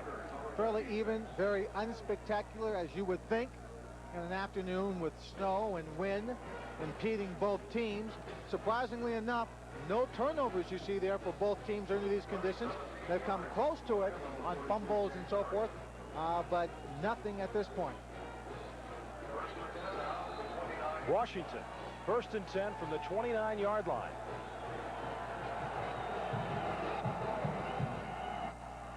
Brunell, 4 of 7 for 37 yards, and he's going to be able to get outside the pursuit, and a big block right there as he crosses the 40 to the 43-yard line. Huge block by Mark Bruner, the tight end, number 85, to get his quarterback an extra 5 yards, 14 yards on the pickup as you look at Bruner, the sophomore from Aberdeen, Washington. It's called a naked bootleg, and let me show you how it works. I'm going to draw this for you. Well, the line, you see the line, everybody's blocking down in this direction. So look at the defense. They're all going in this direction. He fakes a pitch here and then sprints to the outside. It's called a naked bootleg, folks, and it worked big time for the Huskies. Running play up the middle by Kaufman. Gets back to the line of scrimmage. Ron Childs, 31, the first man to hit him. Childs, the sophomore from Kennewick, not a big player at 6'1", 206 pounds, but he plays big. 86 tackles coming into this game. An interception return for a touchdown this year. 8 tackles for losses and a couple of sacks. He's a tremendous athlete when it comes to his attitude. He's out there playing with the scout team. Usually you get into a little tussle from time to time. Coach said he wanted to take on all 11 guys in the scout team by himself right then. 2nd and 10. Just underway, second half for Martin Stadium in Pullman. Brunell on the option, will keep it. He gets about 4. Torrey Hunter simply ducked his head, got underneath Brunell, picked him up, tossed him over his shoulders, no problem. Looked like a World Wrestling Federation move. Yeah. We talked earlier about number 41, McClanahan. Watch him as he reads the play. He's getting engaged here and gets off. He does that, gets to the outside. He's right there if Torrey isn't. 3rd down and 5. Last year, the Huskies were 52% on 3rd down situations. As I mentioned earlier, 35.8%. That's 2nd in the Pac-10, but a considerable dip down from a year ago.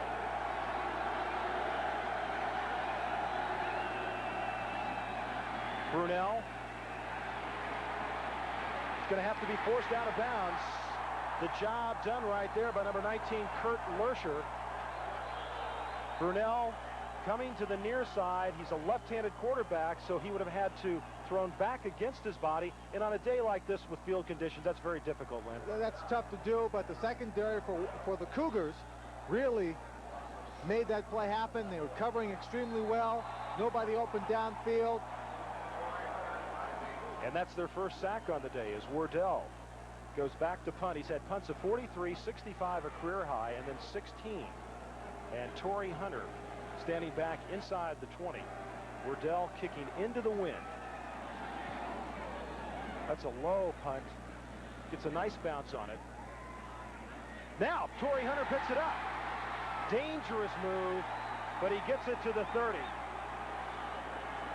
Trying to make amends possibly for that punt that he let go in the first half. That, or just realizing he has to do something back here. He just can't let the ball roll.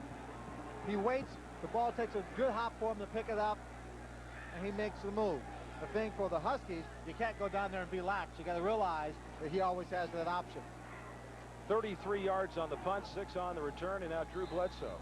He's thrown 8 interceptions in his last 5 games, but he's 9th in the nation in total offense. Will try to get his team rallying. That first drive today went 80 yards. Since then, 4 drives have accounted for only 77. As Chambé right fair goes in motion to the far side on 1st and 10, the quick hitter to Bobo. And Bobo still go-goes.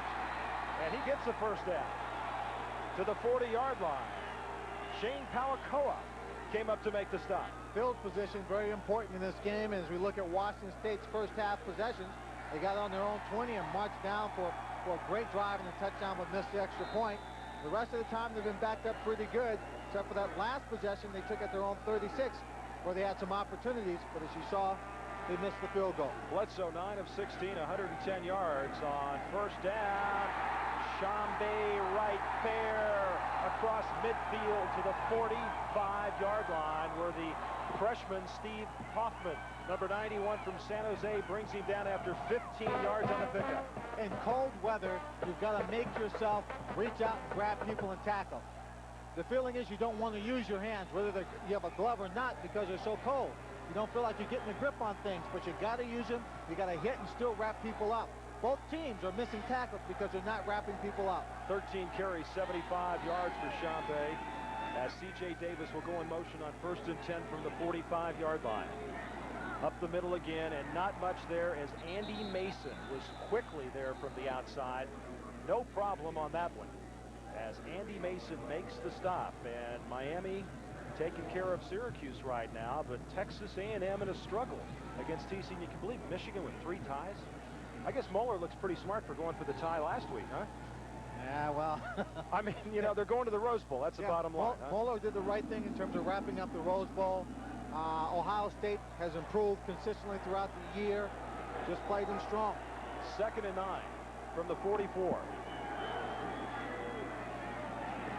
Bledsoe all day to throw it. All day to throw it. Now he goes deep. Caught. Touchdown. What a catch by Philip Bobo.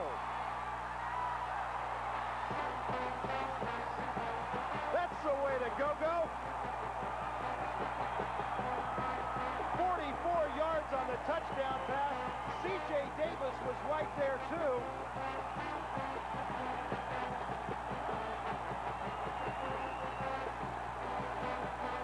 The weather was a big factor in this play, Roger.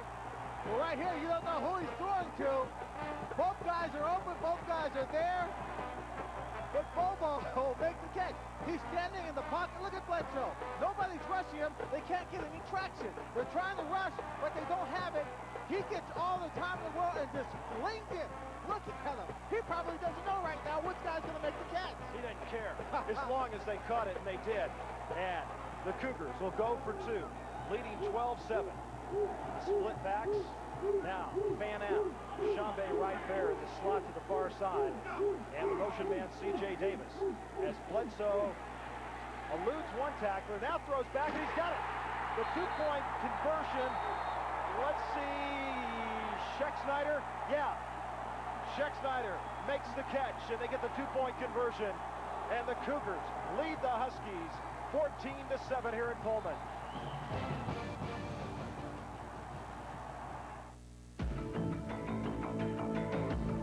I can't tell you how it feels when you're way out there on your own tracking the bad guys. How it feels leading a skilled team that's the eyes and ears of the whole outfit. When all your training is coming alive. But finding those tanks and telling the air cavalry right where to hit them, I can tell you exactly how that feels.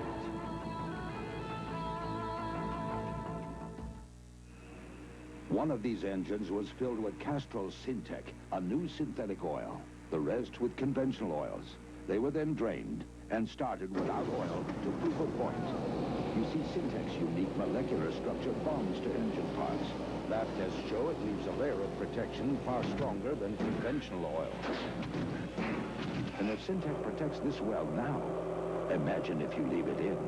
Castrol Syntec protects in ways other oils can't. For 65 grand, this Corvette ZR1 comes with anti-lock brakes, a 3-year, 36,000-mile bumper-to-bumper warranty, and a roadside assistance program. For under 9 grand, this Cavalier VL also comes with anti-lock brakes, the warranty, the roadside assistance program. And, unlike the Vet, has this handy cup holder. Hey, 65 grand for the Vet and no slide-out cup holder? I'd go for the Cavalier. Brent Couples, Tom Kite, Greg Norman, and Payne Stewart. 4 of golf's leading men see who's the king of swing in the Skins game next Saturday on ABC Sports. Well, Len, the Cougars opened the game with a touchdown drive, and they opened the second half with a touchdown drive. And now they've got to back it up with strong defense and see if they can continue to score. As Price kicks it off, and Berry will take it at the 12. Jay Berry across the 25 to 26. So just take a listen here, folks, on the two-point conversion for Washington State.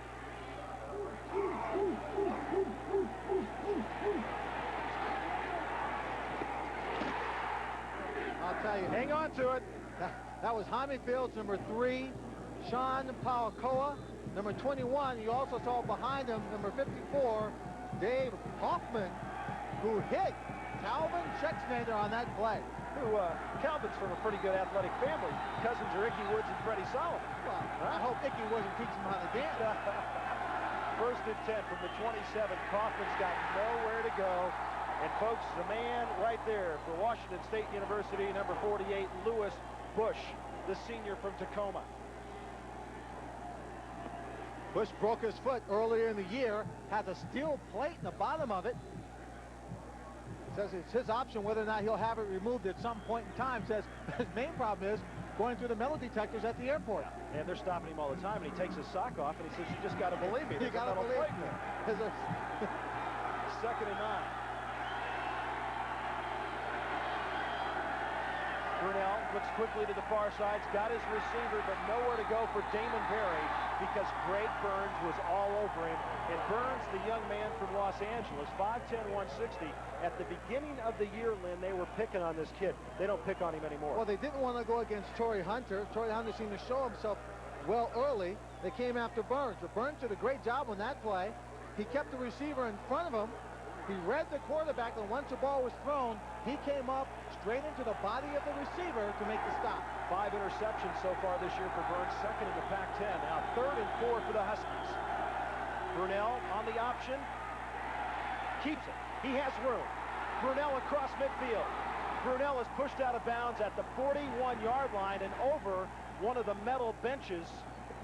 And John Rushing, the player that shoved him out of bounds, being chased by a couple of the Huskies.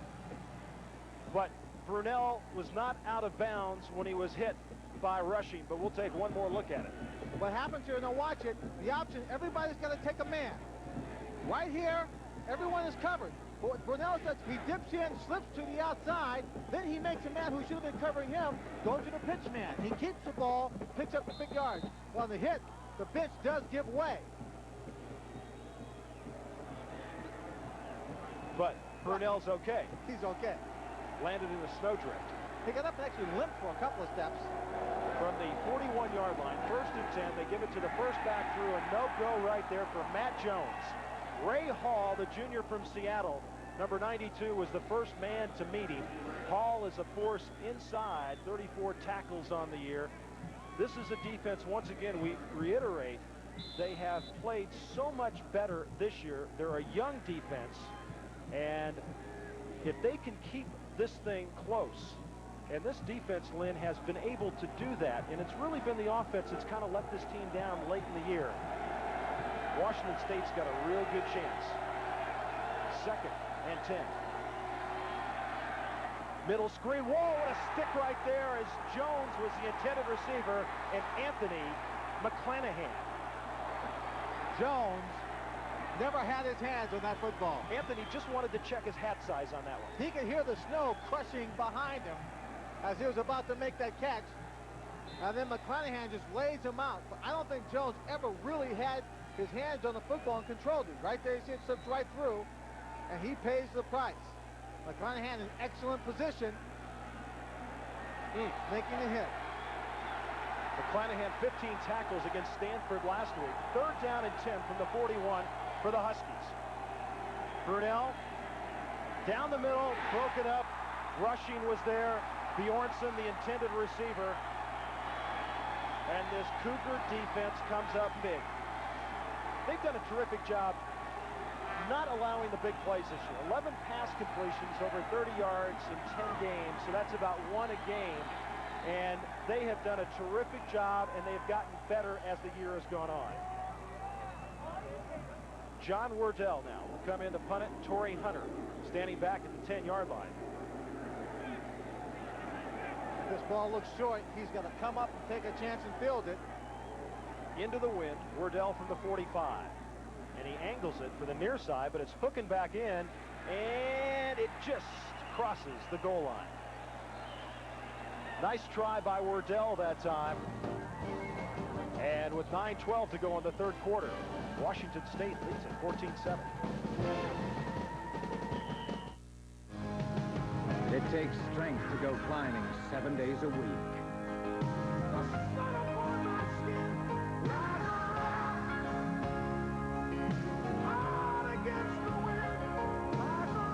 That's why one compact pickup powers you with the biggest full-size V6 engine you can get. Only Chevy S10 Tahoe 4x4. Chevrolet, the most dependable, longest-lasting trucks on the road. Make it clear. Make it colorful. Make it both. The DeskJet 550C. With DeskJet printers from Hewlett-Packard, it's easy to make it happen. For the battery that performs 3 times better than industry standards, you've got to get to Sears. Oh dear, if you don't have a Die-Hard, you don't have a prayer. Sears Die-Hard, the battery you can count on for more power when you need it most. Hitachi? Wait, I know. Name Nick. Look, your favorite show. Oh. Hitachi makes big screen TVs and 20,000 other entertaining products. Hitachi. Here. There. everywhere. The DeskJet Portable. DeskJet printers from Hewlett-Packard. Make it happen. Well, tomorrow on ABC Sports, Acura presents the Virginia Slims Championships. It'll be that lady Monica Seles against Martina Navratilova. That's live at 1 Eastern and 12:30 Pacific time right here on ABC Sports as Washington State takes it. 1st and 10 from the 20-yard line. Bledsoe got some time, got a man, Carroll, the tight end. Brett Carroll still on his feet. Boy, good, big, strong tight end. Brett Carroll, a junior from Nevada, California, 17 yards on the pickup. He comes across the center of the field, the kind of pattern I thought that Washington State would have stayed away from, but I think they've got to go to it because that's where their tight ends really come into play. He comes across the middle, makes a catch. He finally gets his body turned upfield and just nails Josh Moore. Trips to the near side on 1st and 10 from the 37 as they give it to Chambé right there. He gets a couple off the right side to Marco Farr, a junior defensive tackle for the University of Washington in there on the stop. Brett Carroll, number 89, I had a chance to talk to him on Lynn at practice, and of course his dad played in the National Football League with the Chiefs. He said, and his dad went to the University of Idaho, which is just down the road in Moscow, and he said it was really great when he signed with Washington State. He got a letter from Lamar Hunt, the owner of the Chiefs, that said, you know, your dad was a great player for us. I'm really excited for you. The Chiefs are over in Seattle, as a matter of fact, playing the Seahawks this weekend, and wanted me to pass along regards to all those old friends of his dad's with the Kansas City organization. As Bledsoe throws down the field, the intended receiver was Deron Pointer, number 9, the junior from Tacoma, and you saw a little bit right there of the arm of Drew Bledsoe where he put a little bit extra on that football. Oh, he had to because Deron Pointer was just inside the coverage man, and so you got to put zip. That's Walter Bailey, number 23. He's just inside him. That's catchable. But again, that ball comes with a lot of zip on it. Cold, hard to handle on a day like this. He's a big man. He just stands in that pocket. He flings it. 3rd down and 7 from the 40-yard line. 8:08 to go, 3rd quarter.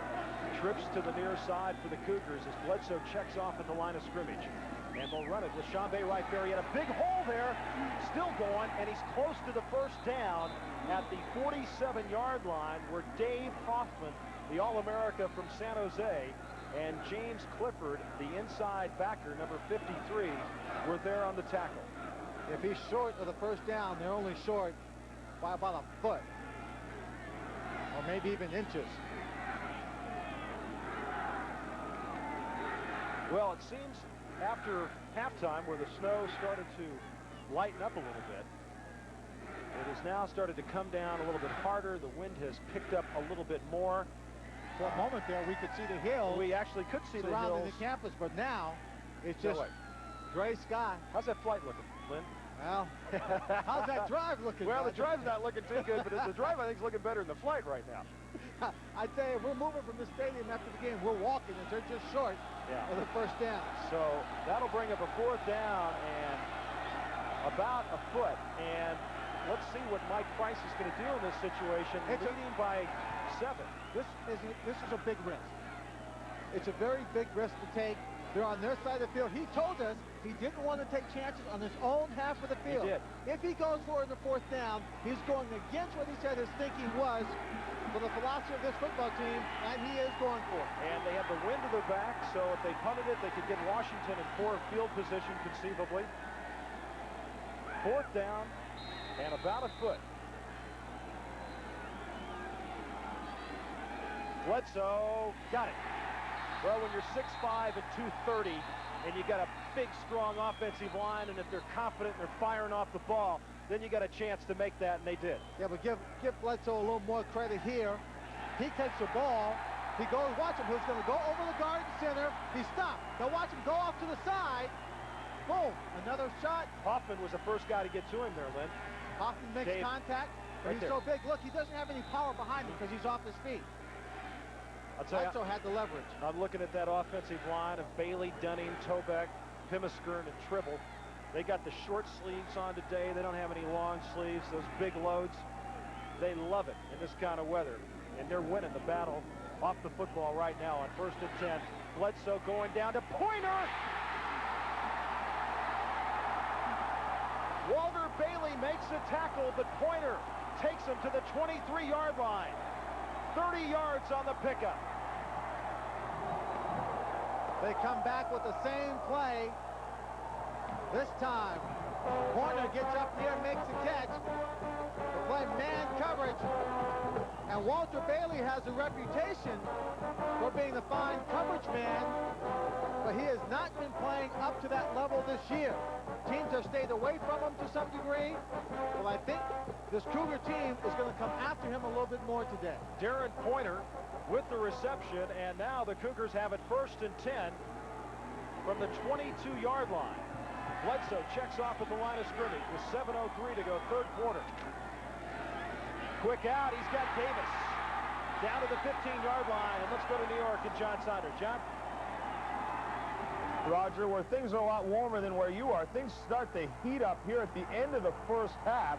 A late hit got this thing started. Then when they were headed to the locker rooms, they really get into it. No ejections.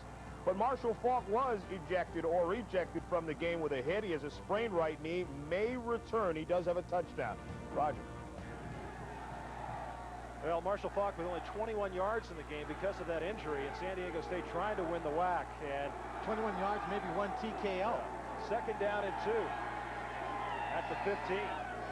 The Cougars with another drive going. Bledsoe's got a man open. Touchdown! Calvin Schexnayder.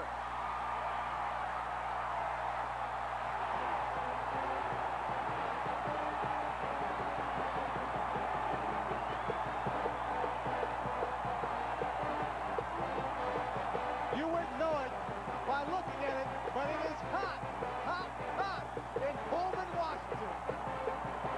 Look at this play. Great protection, excellent call. The leap into the air for the catch, protecting the ball with his body. Calvin Schexnayder comes up with a touchdown catch to add to his two-point conversion catch. 5th touchdown reception of the year for Schexnayder. And for Bledsoe, his 18th touchdown pass. The point after, good. Hey, what about it? We're cooking in Pullman right now. Cougars lead the Huskies 21-7. Imagine a rent-a-car company that offers special delivery right to your door. That's Enterprise. Here, let me help you. Enterprise, a special rent-a-car company that gives you special delivery. Hitachi. Oh, wait, that's my phone. I'll connect you now. Bonjour. Here are the drawings. Looks good from here. Okay, thanks. Goodbye. Take care. Au revoir. Hitachi makes digital communication systems and 20,000 other amazing products. Hitachi. State Farm sells life insurance. And when we start you out with a life insurance plan, our job is just beginning. You see, we're there after you buy the policy, keeping in touch as your life changes, listening, explaining, answering your questions, helping you keep your life insurance plan up to date as your needs change. State Farm agents are there to start you right, and we're there to keep things right for the people you love. State Farm sells life insurance.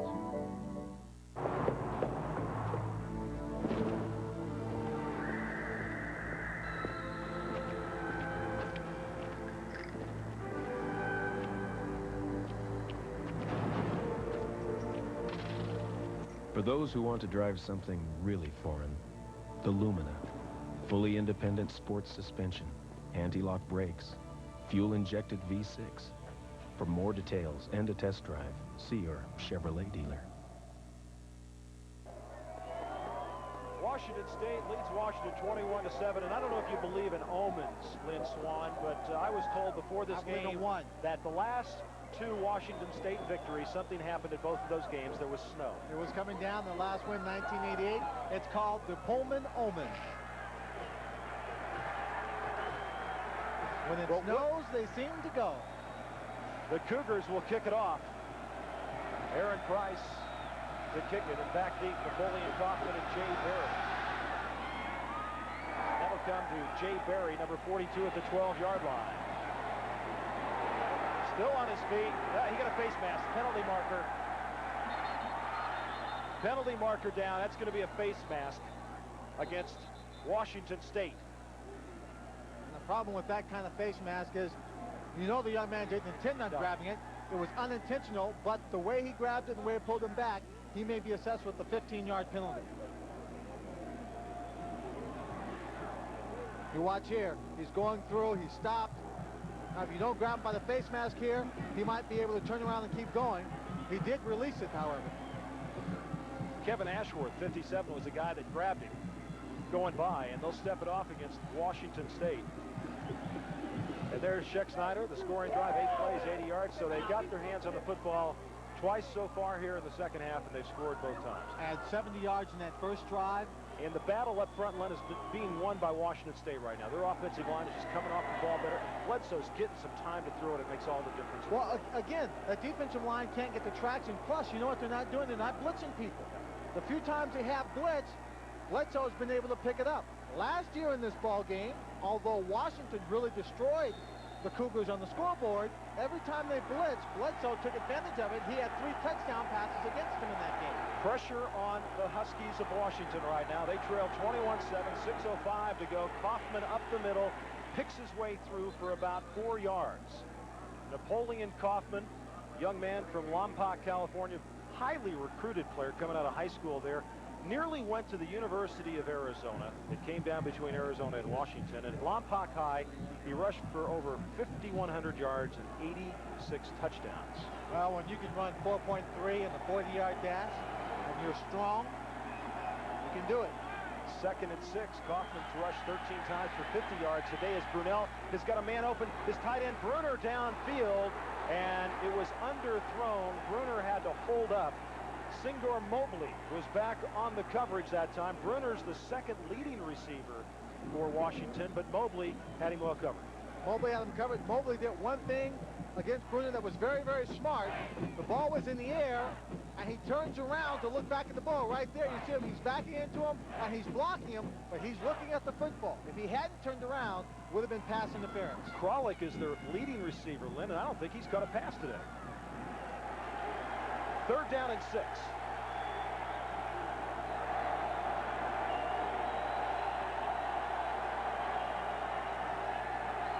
Brunell near side. Mack, the intended receiver, nothing there. Damon Mack went up in the air, but the ball was overthrown.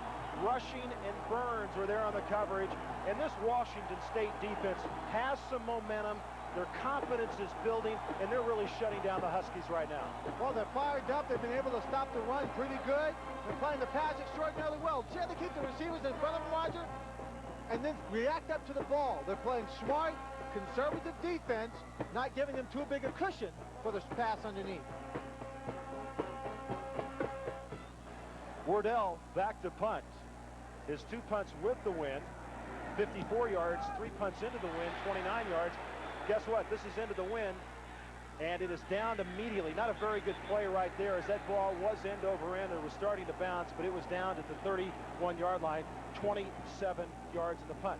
Now, Washington State got off to a 5-0 start, and in the first 5 games, Bledsoe threw for over 1,400 yards, 10 touchdowns. They were 5-0. They outscored their opponents, but their opponent's record was 19-29-1. The last 5 games, they're 2-3. He's thrown for just over 1,000, 7 interceptions, and look at the opponent's record, then 29-15-1. The Pac-10 is, if not one of the toughest conferences in the country right now, and that's what happened. They got into conference play, and the offense just slowed down.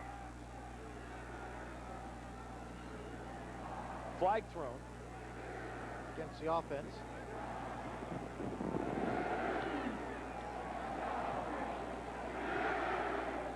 Watch the center right here.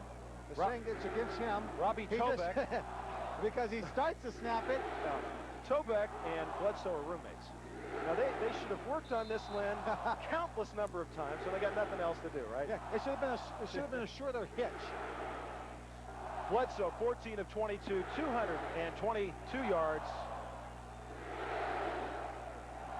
and 2 touchdown passes. Bledsoe, look at this rocket to Bobo. At the 40-yard line, he slips and falls. Gain of 8.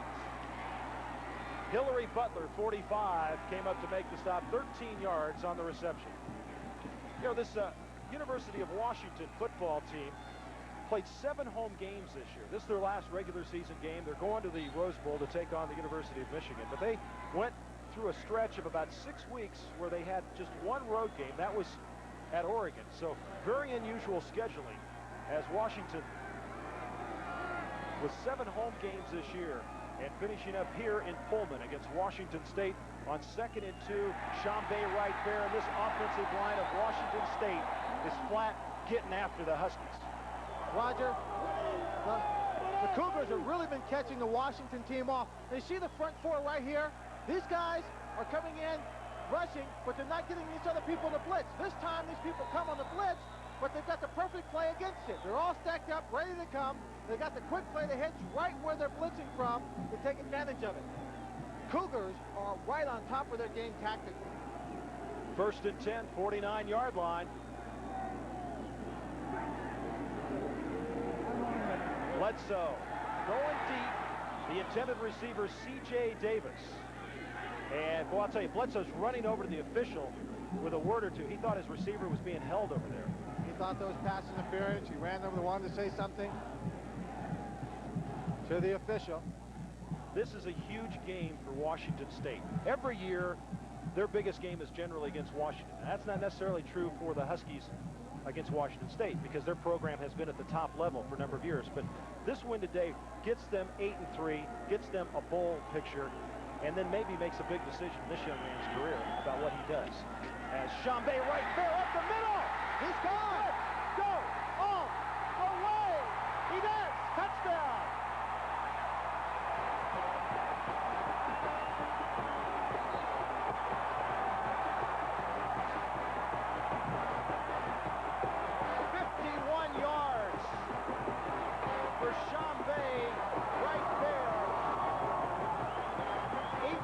Carries 144 yards on the afternoon, and yeah, you can high step it.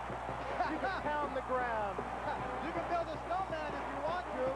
Watch the blocking up front. You got people coming in on the blitz. You see Hoffman 54 is taken out right there, and then it's a race. They had 8 guys up on the line of scrimmage. Only 3 people back in that secondary, and this man is a burner. Bad snap again, but Boone Borden is able to put it down, and Price gets the extra point. And Washington came in a 2-touchdown favorite. They trailed by 3 touchdowns in the 3rd quarter. I'm Al Michaels with an invitation to join us from New Orleans for Monday Night Football. All of a sudden, a very vital game for the Washington Redskins, who are 6-4, led by Art Monk and the Posse, and Wilbur Marshall, who's having an all-pro season. They take on the New Orleans Saints, who come in with a mark of 7-3. Washington, New Orleans, Monday. Sunday, put up your feet, grab a snack, a cold drink, and unwind with America's Funniest Home Videos and Otis Day and the Nights. Kick my heels up, throw my head back. On America's Funniest People after America's Funniest Home Videos Sunday. 28-7. Washington State leads at 3:57, and Chambay right fair, exhorting the crowd on. Here's another look at the touchdown. Watch these guys come out and block down. The linebacker's going to step right here in the middle of the hole. He's going to get taken out. There's going to be just a big gap there right in the middle of the line. It's a highway for 7 right there. Boom, it doesn't take long if the timing is perfect. 18 carries, 144 yards for Chambay right fair. And folks, this kid is the only running back this year to go over 100 yards against the Desert Swarm defense of the University of Arizona. He has got some talent, and there is a very poor kickoff, and a penalty marker is thrown. So the decision by Washington State to take the wind to start the 3rd quarter looks like a very good one.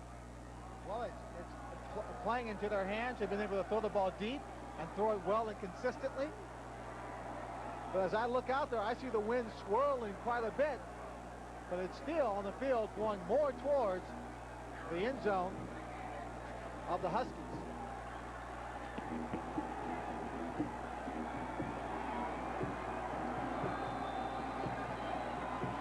With a 28-7 lead for the Cougars, It's up to the defense to continue to stop the Huskies, work towards that field position, not to let up. 1st and 10 from the 35-yard line.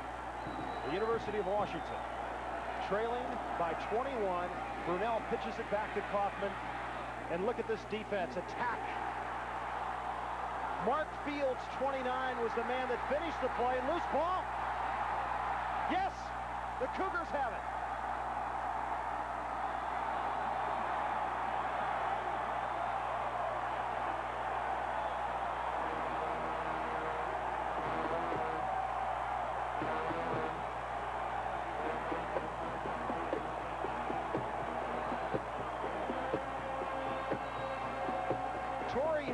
Appeared to be the man that came up with a loose football as Mark Fields made the tackle on Napoleon Kaufman.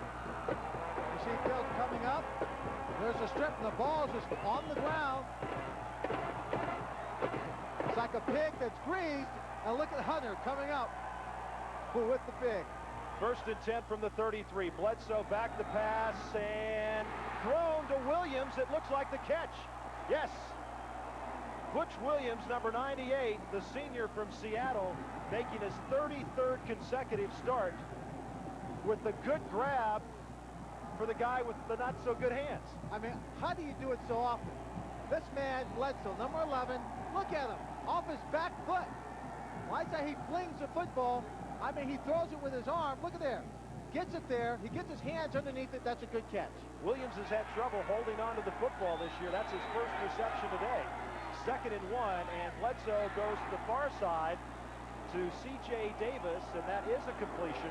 And this passing game is humming right now, and the Huskies don't have many answers. A 1st down for Washington State as they have dominated this 3rd quarter of football here in Pullman. As we look at Bledsoe, we know that Mike Price said that they're going to sit down and talk at the end of the season about what he is going to do. And Mike Price wants Bledsoe to do what he feels is right for him. He is not concerned with the program here at Washington State and having him stay, although he would like to have him stay. He wants what's best for this young man. 1st and 10, 17-yard line. Davis was the man in motion. They'll give it to Chambé right there. Try to cut it back across. Gain of about 3 that time for Chambé. Andy Mason, the man in on the stop.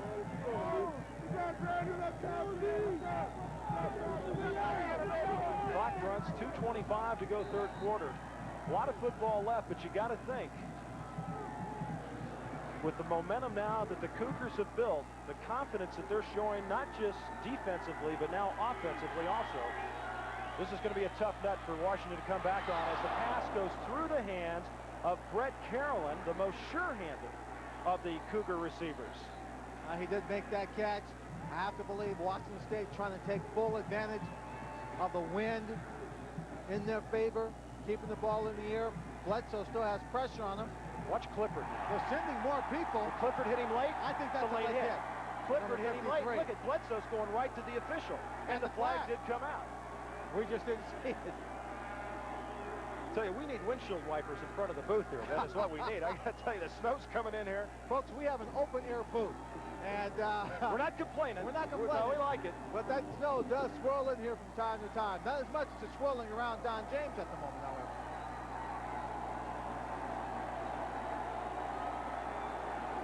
Well, you had to wonder about Washington. After losing to Arizona, dropping down in the rankings, what was their focus point? What did they need to do this week?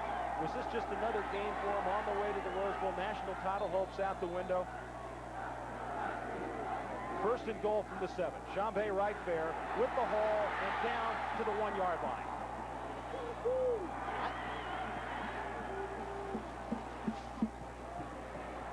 Yes, happy holidays, everybody.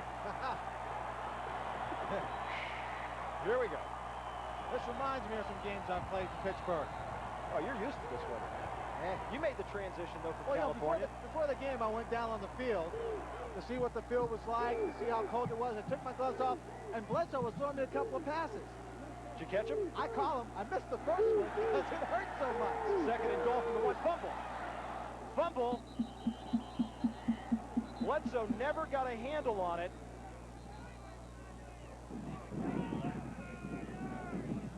tough situation for the offensive line, unless that ball's right in between your feet to recover it,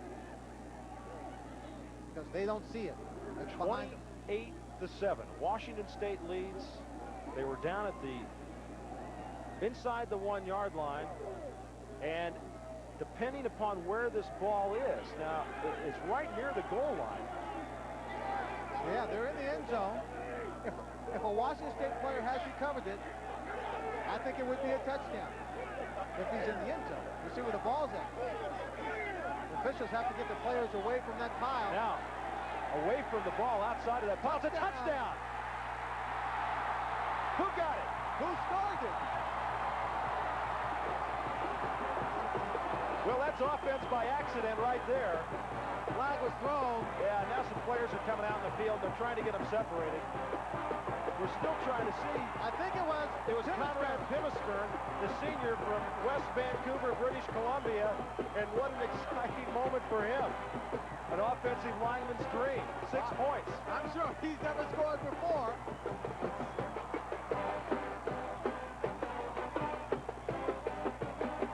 There is a penalty flag down.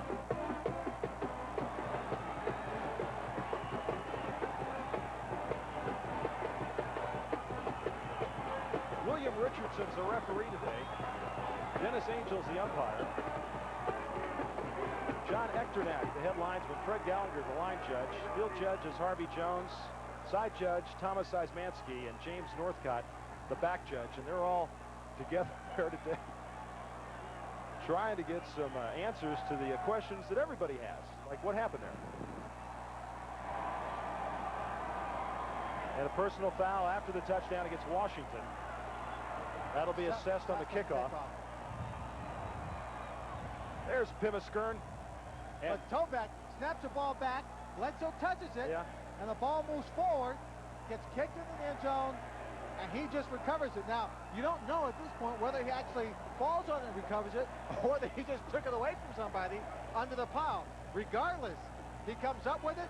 He's getting credit for 6 points. His name will be on the scoring list. Aaron Price will come in to attempt the point after. And they're going to get another football in there. So with 1:25 left to go, third quarter, the Washington State University Cougars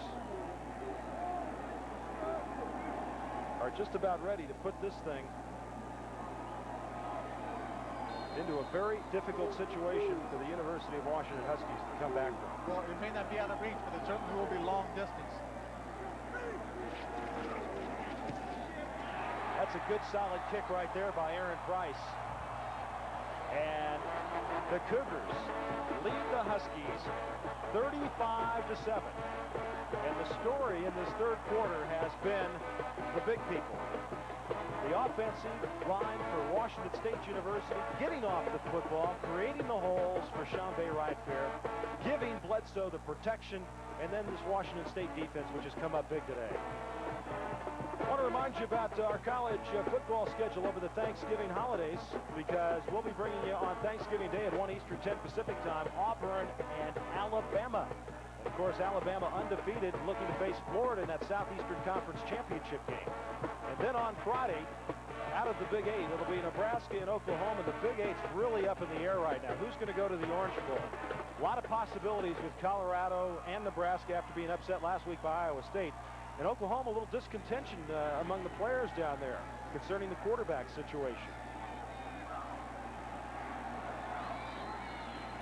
But there are no problems with the quarterbacks here.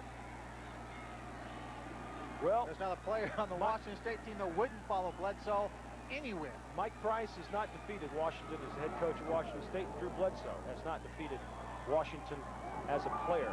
And when we talked about the possibilities of Drew Bledsoe leaving, going to the NFL draft this spring or January, winter, he said if he were to beat Washington because he's achieved one of his goals, being here, that might push him a little closer towards leaving. But let's look at the pros and cons. If he stays, he could be the all-time passing leader in the Pac-10 and here at Washington State, obviously. He is a viable and a legitimate candidate for the Heisman Trophy. And he could break all of the Washington State passing records, which he's broken a number of, and that includes the Pac-10 passing records. Deep kick now, and look at this wind has really picked up as Aaron Fry's able to kick that one through the end zone. But as we look at Bledsoe's stats here, if he should go, he would get the big dollars, obviously.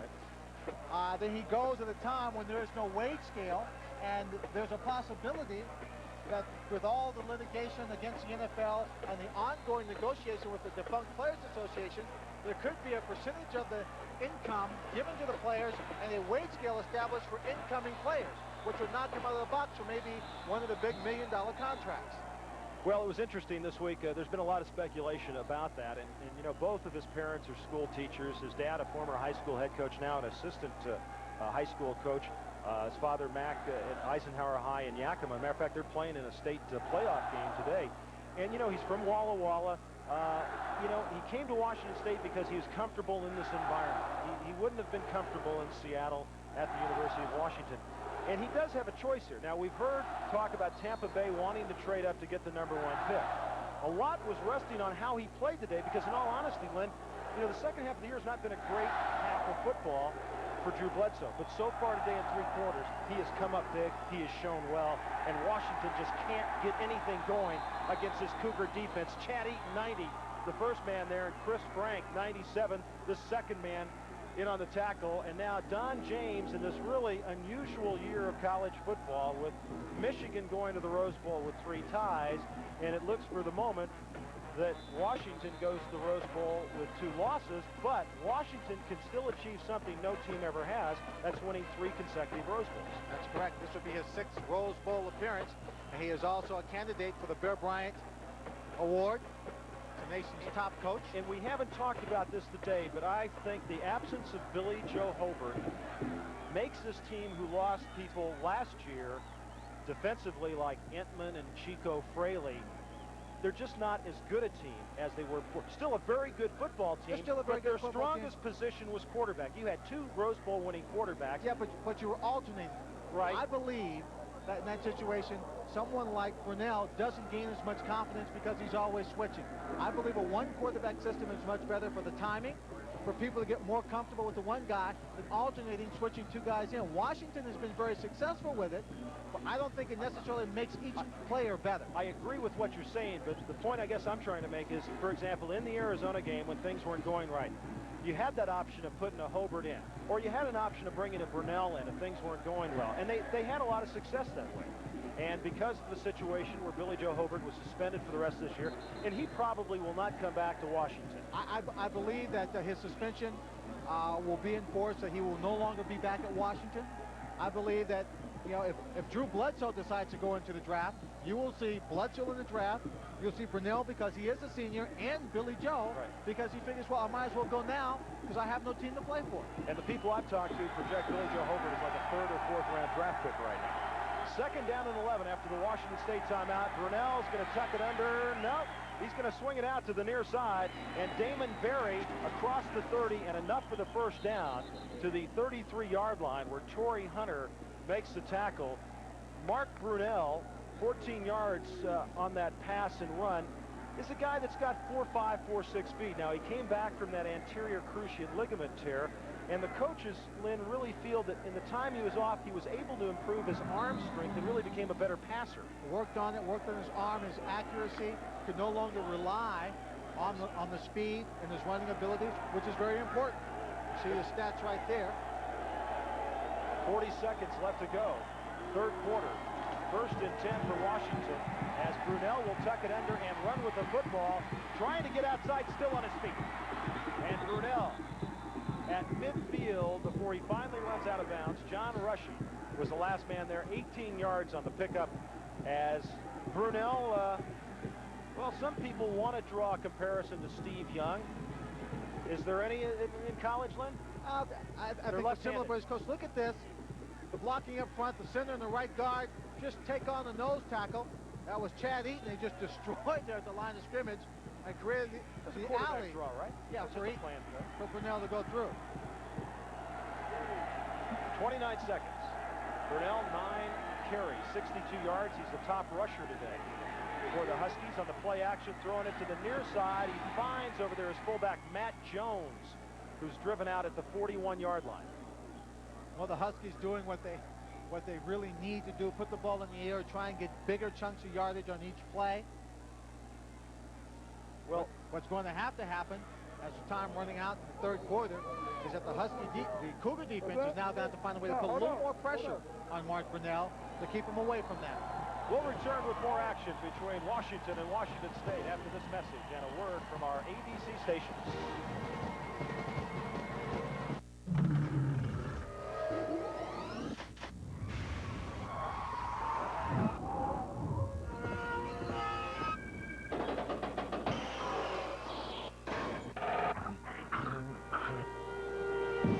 There is a reasonable alternative to all this. The Chevy Cavalier VL for under $9 grand, including anti-lock brakes, 3-year, 36,000-mile bumper-to-bumper warranty, roadside assistance program, and that great new car smell. David, dinner time. David, dinner. Come on, David, we're going to McDonald's. Whoa, we gotta go, guys. With our $2.99 Big Mac Extra Value Meal and low-priced Happy Meals, dinner at McDonald's should actually sound as good to you as it does to your kids. What you want is what you get at McDonald's tonight. David, bath time. David? Premiering Tuesday, December 1st. Get ready to meet the boss from hell. Hey, you with the voice, you're fired!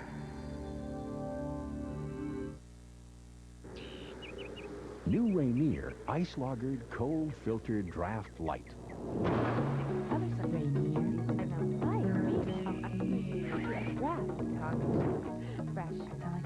Rainier, ice, Draft. lager, Light. Rainier. Ice Lagered Draft. Rainier Ice Lagered Draft Light. Always brings you back to that mountain fresh taste. When you compare Bravada's Smart Track to Explorer's four-wheel drive, it's easy to see who's in control of the situation and who's slipping up. Oldsmobile, the power of intelligent engineering. Up a steep grade, under slippery conditions, the Oldsmobile Bravada can beat the Ford Explorer, even with one boat tied behind its back. Oldsmobile, the power of intelligent engineering. Sea lions versus fishermen. My special report Monday at 6:30.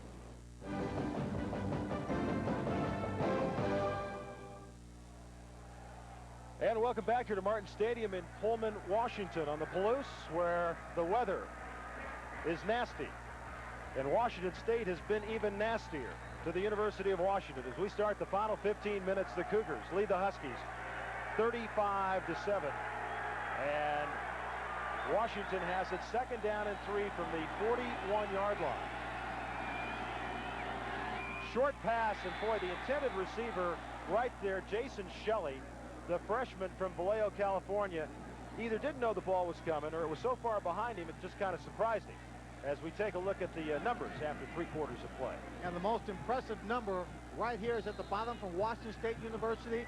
405 yards of total offense in the 3rd quarter. So far in the season, the most yards ever against the Huskies was 344. And then look at this one, the yards rushing. Unbelievable that they've given up so many yards on the ground.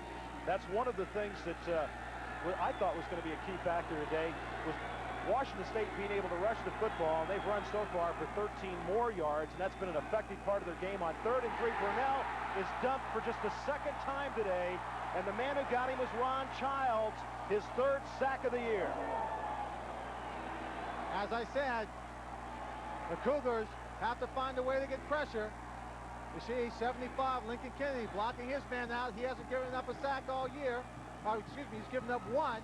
But when he takes out his man, and you can take him wide, that creates an alley underneath, and number 31, Childs, was able to go underneath and get the sack. There you see Childs on the year. Boy, a crucial player, 86 tackles. That is 3rd sack, and now Wardell goes back for his 7th punt. Standing back at the 35-yard line. He'll have the wind to his back is Torrey Hunter standing at the 10, and this wind is really starting to pick up.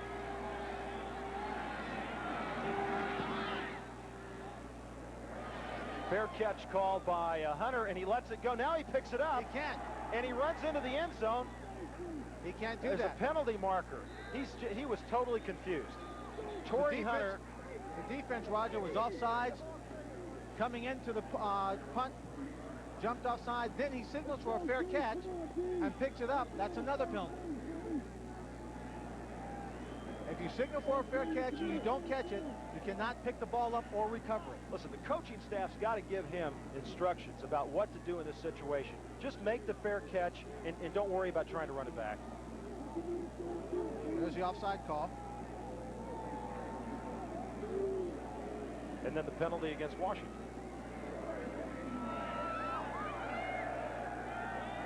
I mean, the last thing you want to do here is give Washington a cheap score. You're ahead 35-7. So watch. He already called the fair catch. He comes over. He signals for the fair catch. See, he should know better than his own. Your coach shouldn't always have to come up to you and tell you what to do in this situation. You should know. You can't go up to every player and remind them all the time. What you have to remind them of the situation is, if the ball's coming down in a certain area, catch it. If it's not, get away from it. He was concerned about what happened before, where he let the ball land in front of him, and then it rolled back, and they were able to down it. And this time, fair catch. Then he saw it looked like it was going to stop. Yeah. You know, and now I better pick it up. Yeah, but his confusion. Yeah.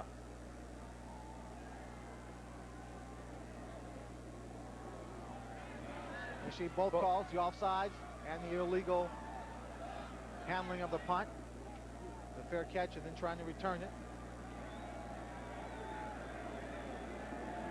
And the official's microphone obviously not working today, but the two penalties, both against Washington State University. And with 13:56 left to go in this game, on a day like this, Lynn, I've seen, you know, we don't want to discount Washington at this time, because I have seen teams come back in conditions like this. It can just turn like that. Oh, absolutely. You get a couple of big plays, turnover down in the end. You find yourself backed up against your own end zone. It could be a cheap touchdown in the hand. It's like our producer, Joel Feld, said that Torrey Hunter has to go back to special teams school. Special team school, huh?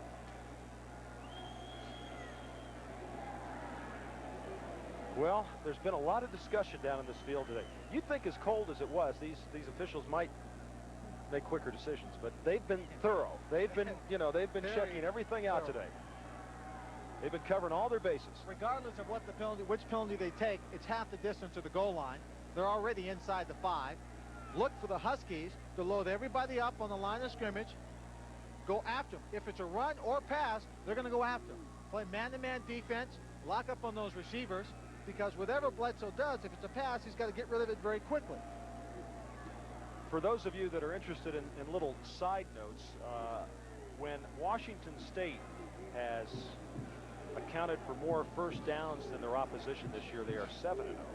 And when they haven't, they're 0-3. And today, they have more first downs. Matter of fact, they're best in the Pac-10. They have about 21.5 first downs a game. That's what they're averaging.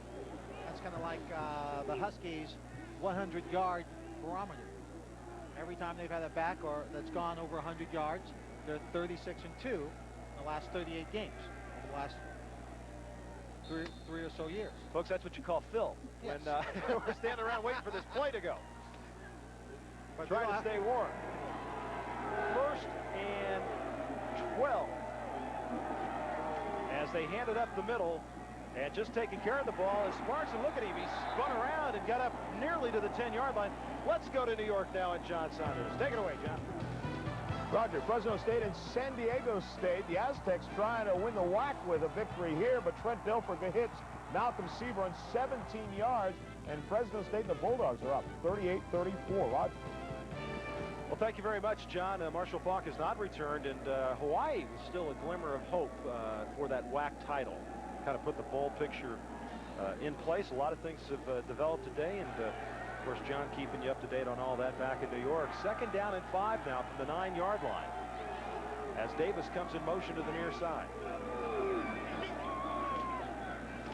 Once again, that's number 5 there, Derek Sparks, and he's got the first down, so Chambé right there getting a bit of a rest. You see what Sparks did when he got to the sideline? He didn't slip. He intentionally went down after he got beyond the first down marker on the playing field so he wouldn't stop the clock. That's what Washington State very smart play has to keep doing now. They've got to control the football, use that clock, and it's going to be hard because they still, I think, have to throw the football to maintain control. Now, penalty marker was thrown. A late flag. I'll tell you, the last time they signaled about 5 different calls, and I didn't see them. It's a holding call, okay? Holding call against Washington State. So that's going to move the ball back to the 5-yard line.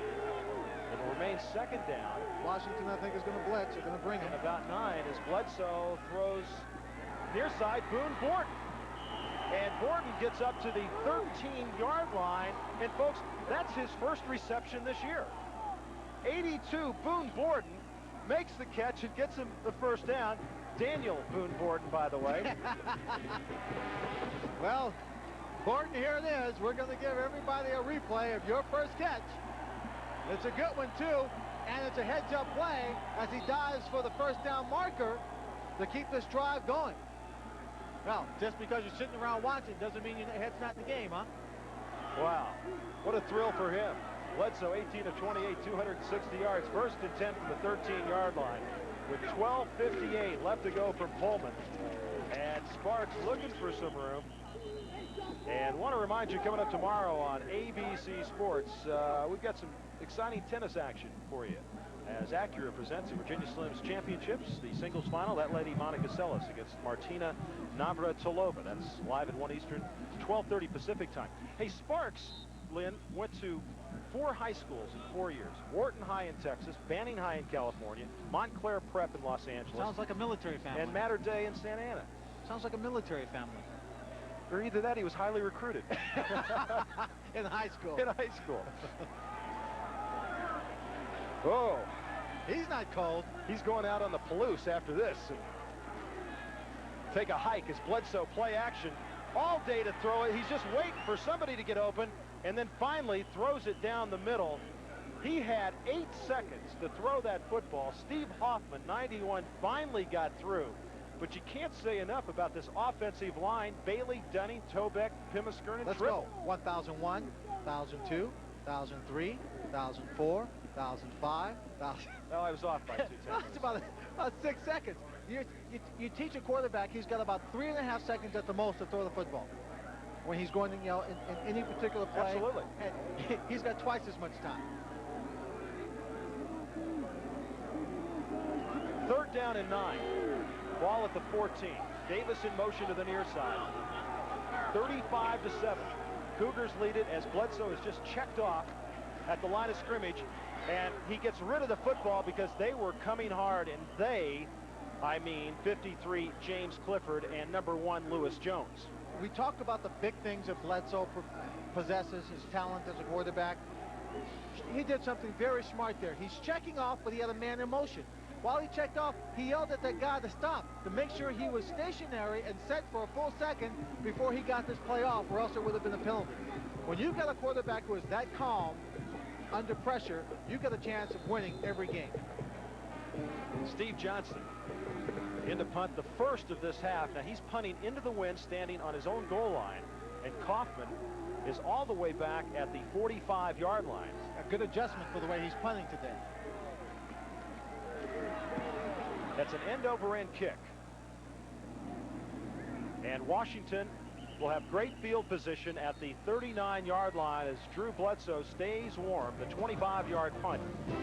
And we'll be back to Pullman after this.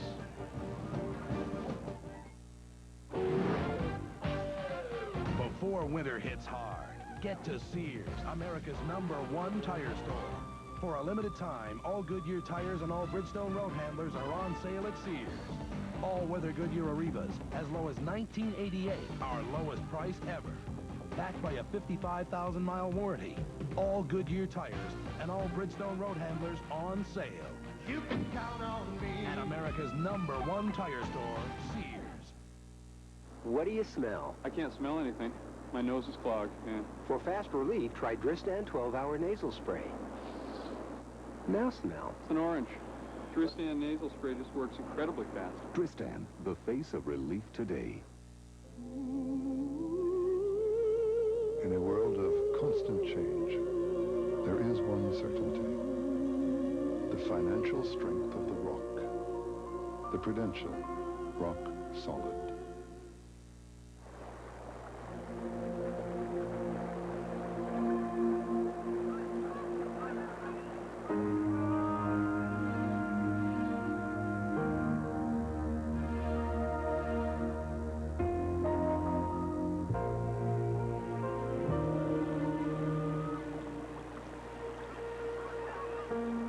Why drive an imitation when you can drive the vehicle that originated the species?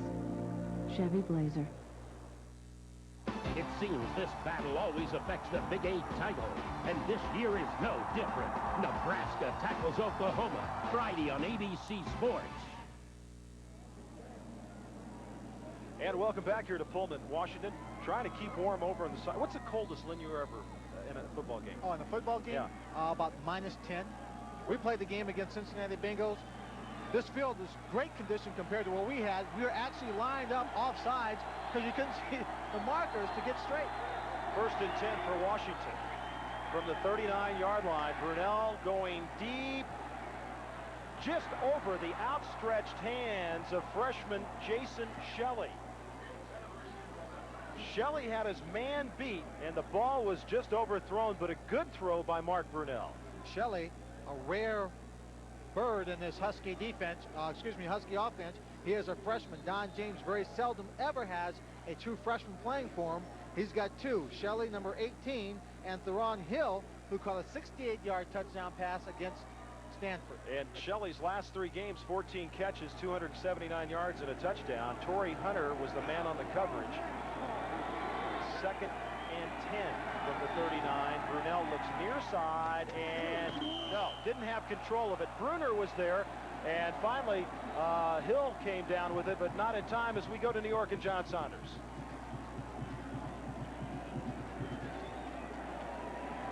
Marcus Lee, 15 yards. Looks like a touchdown. The ruling's down at the 1, but Marvin Graves punched it in.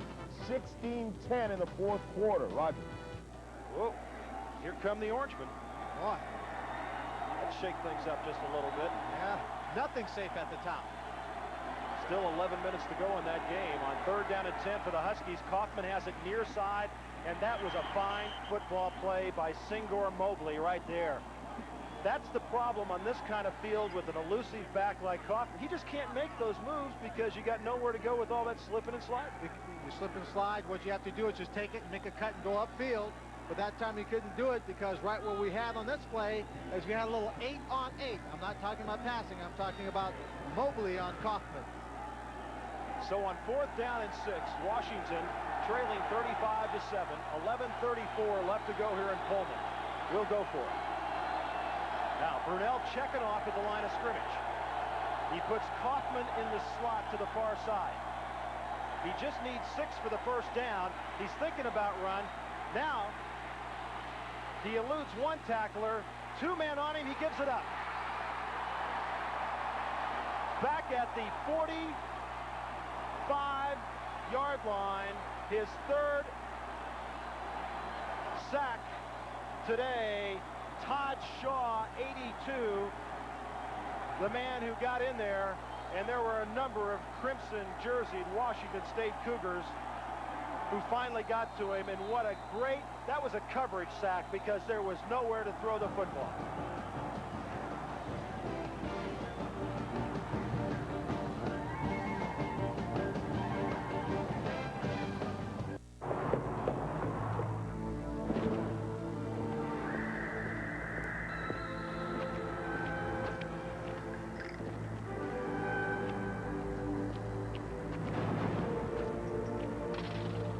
For those who want to drive something really foreign, the Lumina. Fully independent sports suspension, anti-lock brakes, fuel-injected V6. For more details and a test drive, see your Chevrolet dealer. When you publish thousands of newsletters a week, color is out of the question. Invest in the fastest highlight color laser printer and come to a different conclusion. Intelligent color for any document, only from Xerox.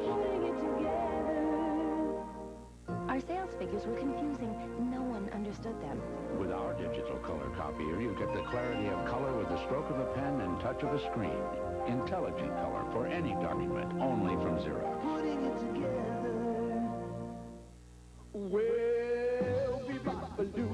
It seems Europeans have a passion for certain things, American. And one of them happens to be the reliable, efficient delivery of a certain American delivery company, UPS. Fact is, we've built the most comprehensive delivery network in Europe. So next time you need something shipped there, use the outfit Europeans find, well, so fashionable. UPS. We run the tightest ship in Europe. Mike Price on the left, Don James on the right. The score 35-7. Washington State leads Washington. The last 2 years, the Huskies have beaten Washington State by a combined 80 points. The last 2 Washington State wins over Washington, each by 1 point apiece. 1st and 10, Bledsoe's chased. He gets rid of it. It's picked off. Intercepted. A bad decision there by Drew Bledsoe. And Washington has the football at the 36-yard line. Jaime Fields, number 3, with the interception, his first of the year. The first big mistake by this offensive unit this afternoon. He's just trying to get it over the head to the receiver that's over there, but he doesn't get anything on it, and it's picked off. That was a situation, Lynn, on a 1st down when you're up 35-7. Just go ahead and fall down. You know, you don't need to make a big play right now. Because it's just as important to keep the ball and run the clock as it is to move it down the field.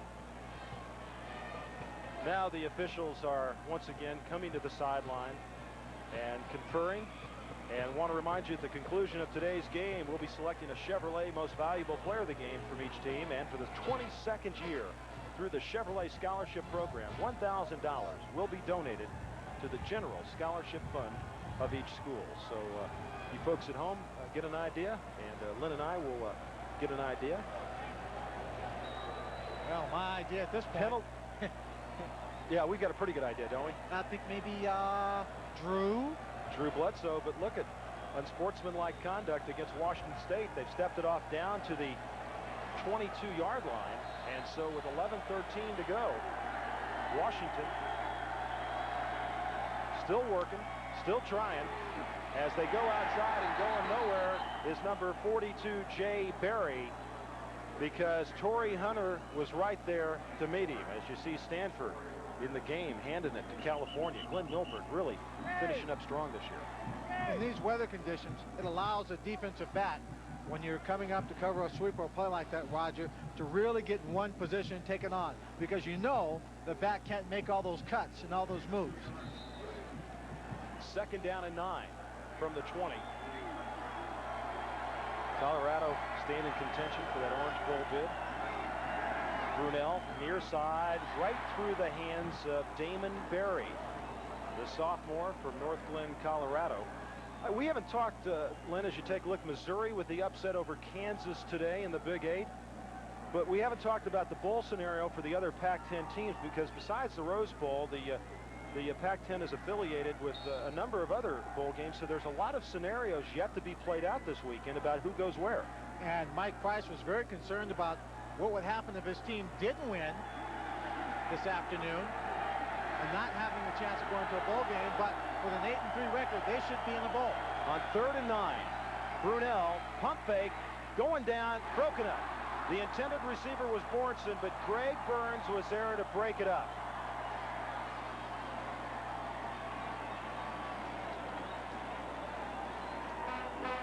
Greg Burns, sophomore, came into the game with 5 interceptions, just making a good play. And Washington State, with the exception of the 2nd quarter of this ball game, has really executed much better in a higher level than the Cougars. Absolutely. I mean, than the Huskies. On 4th and 9, Washington trailing 35-7. We'll go for it. 10:24 left to play here from Pullman, as Brunell turns back, and he's got a screen set up to Berry, and Berry dropped the football. Now they're going to say an incomplete pass. Man, that thing was set up. He had 4 offensive linemen over there, and all he had to do was catch it and get behind him. Yeah, well, I saw one red shirt that was over there coming in to make a play. Somehow seemed to squeeze by, but look at how well it is set up. Everybody's moving to the left there. He turns. There's a wall. But look at number 31, Childs. He's coming to the inside of that wall. The lineman's got to shift over and pick him up. They can't just stay stationary there. He's got to break that formation, pick him up, give the receiver a chance to make the catch. So the ball will go over to Washington State on downs. And with 10:15 left to go, the Cougars lead the Huskies 35-7, 1st and 10 from the 20-yard line, and they'll hand it to Sparks, and he gets 2. And coming up here on ABC Sports next Saturday, I'll tell you about some high-stakes action from out in the desert, as it's a skins game. You'll be able to see some of the greats, including Greg Norman and Payne Stewart, Freddie Couples, and Tom Kite. That's all coming to you next Saturday, 3:30 Eastern, 12:30 Pacific, here on ABC Sports. I feel like I've gone from Hawaii 5-0 to Northern Exposure this week. I was over doing golf. You have. I was doing golf in Maui last week, and I'm up here. Not kind of, literally. Literally. You're in the great Northwest, and it is cold. 16-10, Miami leading Syracuse on 2nd and 8 for Washington State. Clock now down to 9:30, and they'll give it to Sparks right up the middle as he's across the 25 to the 28-yard line. I have to believe the Huskies of Washington were just not in this ball game mentally. They have not played with the aggressive tendency, the execution that's a hallmark of a Don James football team. Maybe they just couldn't find the focus to come into this ball game. I don't know. I would certainly have to believe that Don James would not allow his team to overlook the Washington State team, to be looking down the road at the Rose Bowl, but they certainly have lacked the intensity in this ball game. I agree with you 100%, Lynn. Other than that second quarter, this has been all Washington State. 3rd down and 2 for the Cougars. Sparks gets it, tries the left side, nothing there, as Jamal Fontaine, the junior from San Francisco, was right there to make the stop. This is a game about attitude, folks. This is the west side against the east side. This is the State University in a town of 23,000 that includes the students against the State University from the big city of Seattle. This is against the national championship. This is against a team that's always trying to get respect. And if you've ever gone to a state school wherever, and I've been one of those people that have, you understand about the attitude of the whole situation and the feeling and the meaning that goes into it. And the attitude today by Washington State was not, we've got to play our best game. We just have to play a good game. As the punt was fumbled, Johnston's running for the stakes, and he doesn't get it. And the Huskies are going to get good field position once again against the Cougars. And with 7:55 left to go, the University of Washington will take possession of the football, and once again, the Washington State defense will be challenged.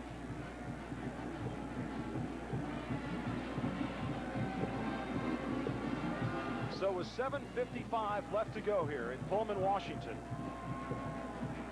the Cougars, who last week they were thinking about a potential Rose Bowl situation before being beat by Stanford. This week, they were just hoping to get somebody interested in them if they could win this game to get to a bowl. They've got it in sight as Brunell once again scrambling up the middle, and he is down at the 21-yard line. A gain of about 8 there by Mark Brunell, the senior from Santa Maria, and he comes up holding his left arm. You see him grabbing his arm right there. And with Billy Joe Hobart gone, the backup is Damon Heward, a redshirt freshman.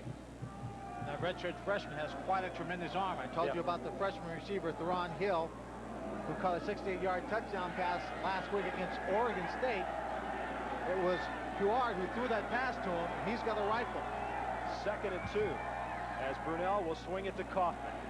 A lot of crimson shirts right there, and a penalty mark. That's going to be a face mask at the 24-yard line.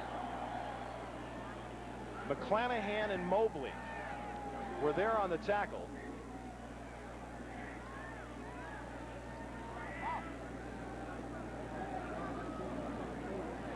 And that'll go against Washington State.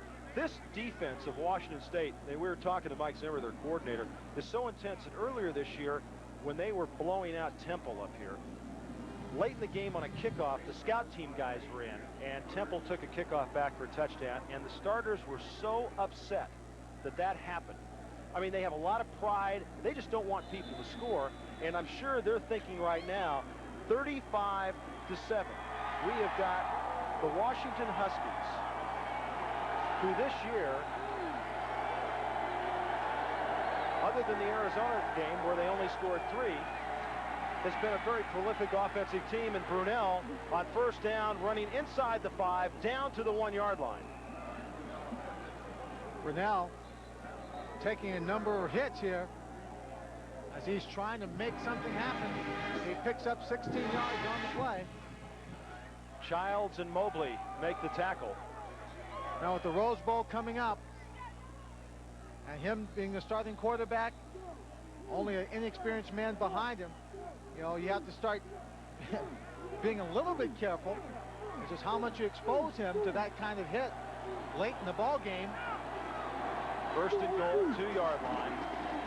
Kaufman is pulled ahead, but it looked like he was stopped. Lewis Bush, 48, the senior from Tacoma, who missed the first 2 games this year because of that broken bone in his foot. Before that, it started 27 straight games. One of the few seniors on this defense for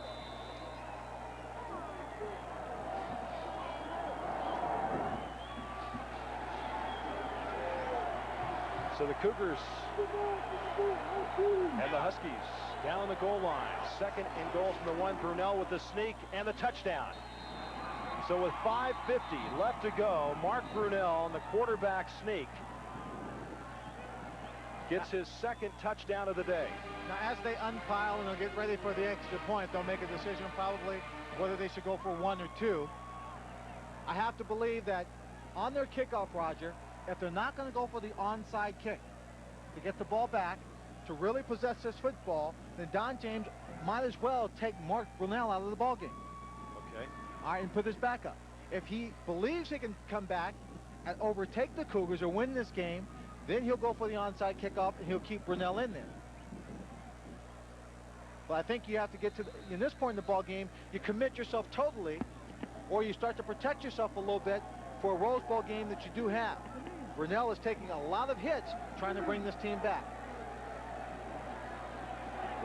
So they'll go for the 2-point conversion here. 35-13. Washington State leads Washington as Brunell throws it in the end zone, and they got it. The 2-point conversion to Damon Mack. And with 5:50 left to go, the Cougars lead.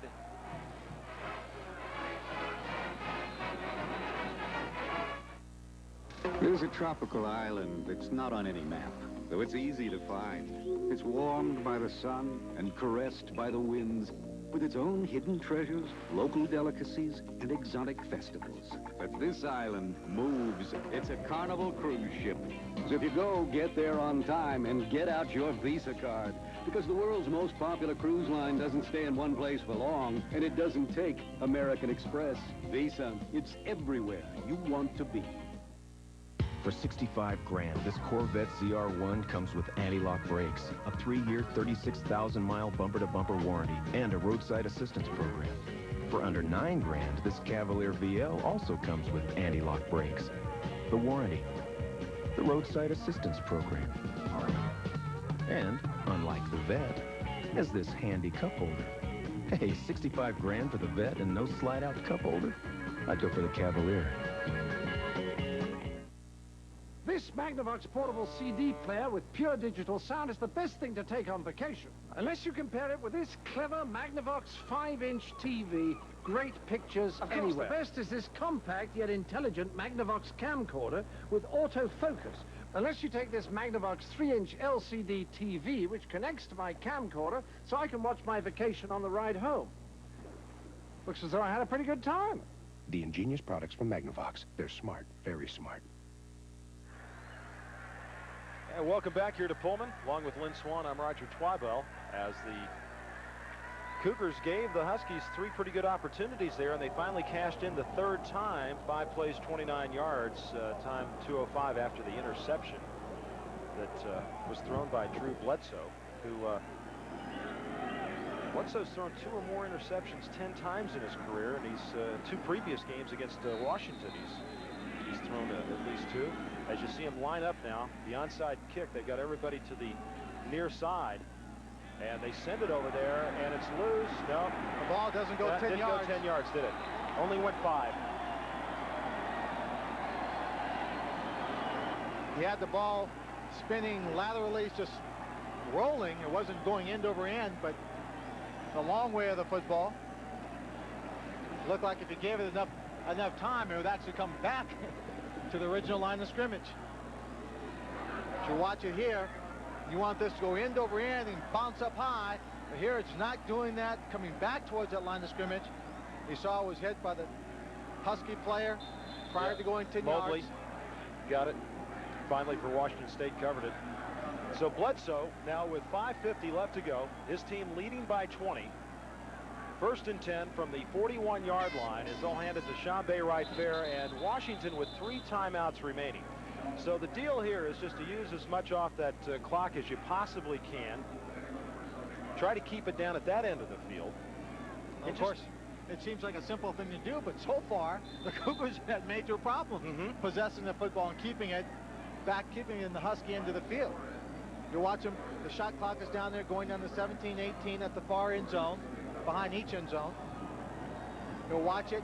He shouldn't snap that ball any earlier than 5 seconds on that clock. Well, the game clock and the... I mean, excuse me, the game clock. It's down to the shot clock. The play clock and the game clock. We've got the clocks at Chambé right there, right up the middle. Touchdown.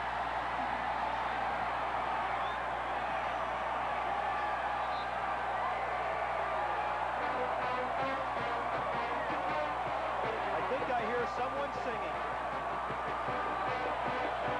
A very broad lady somewhere is singing the Cougar fight song. Obviously, the Huskies had everybody at the line of scrimmage trying to stop the run with a quick-hitting play right up the middle. Offensive line doing a terrific job. Sends right there. Federal Express into the end zone. I mean, they just caught Washington asleep. They caught him flat-footed as they worked the play clock down to 1 second when he made the snap, and Aaron Price to attempt the point after. Chambé Wright Fair with his 3rd touchdown run of the day. The point after is good. 22 carries, 193 yards for the senior from Seaside, California.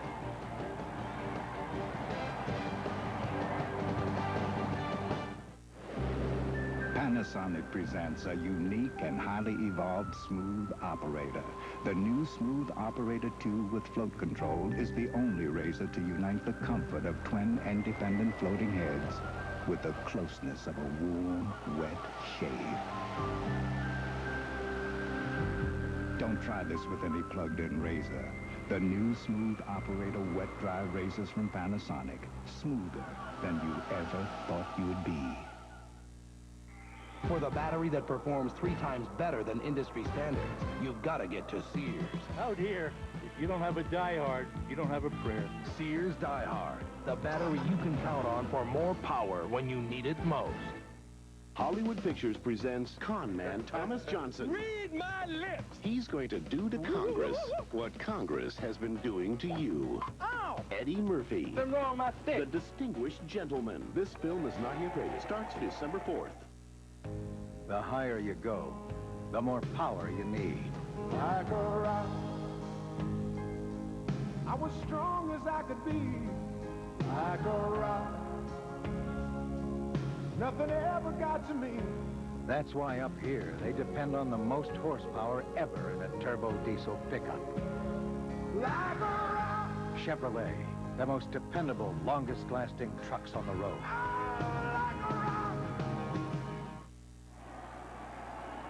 42-15. Washington State leads Washington in the 85th meeting between these two teams. They played for the Apple Cups in '62, and it's been lopsided toward the west side of the state. And it looks like the Apple Cup, that the Huskies brought down for the game is going to stay here. Kickoff goes out of bounds. The flag goes down, and with 5 minutes left to go, Mark Brunell is going to go back out onto the field. And what do you think, Mike? Well, I've already stated what I just think is a consideration. Thought you'd reiterate. Dangerous situation, slippery field. He's got a Rose Bowl game left to play. 3 timeouts left for Washington as Drew Bledsoe. He came up big today, folks. This was some kind of performance by the whole team, but especially him.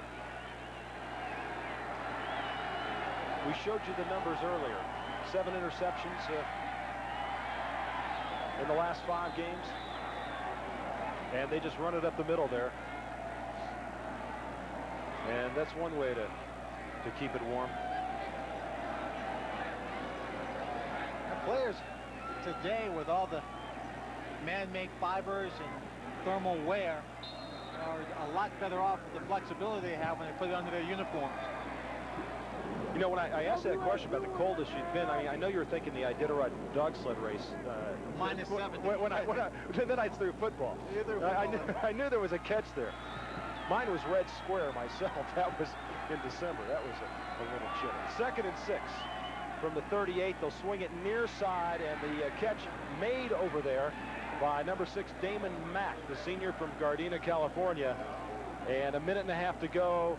Syracuse has the football at the 15-yard line. 50-yard line. At the 50-yard line, so they need a touchdown and the extra point. Huskies 1st and 10 at the 46. Brunell going to his right, trying to get it out of bounds, and he is taken out of bounds at the 44-yard line by Kurt Lurcher, the senior from Monticello, Washington. And I'll tell you, they will cougar down this evening. What up, man? What up, Dan? Things are quiet on the Husky side. Yeah. You know, the disappointment. They're looking at an undefeated season. Kind of interesting Rose Bowl this year, won't it? With Michigan with 3 ties and Washington. Well, the fact remains they are still in the Rose Bowl. That's exactly right. They should be that's the bottom extraordinarily pleased with that and play with a great deal of pride representing the Pac-10. And they have a chance to do something no team has ever done, win 3 straight, as Brunell sends it downfield, and he's got his wide receiver, Jason Shelley, who is finally caught from behind inside the 10 by Greg Burns with 3:43 left to go. Only a freshman. He came into this ball game with 18 catches for 330 yards. That's an average of 18.3 per catch and 2 touchdowns. 48 yards on the pickup.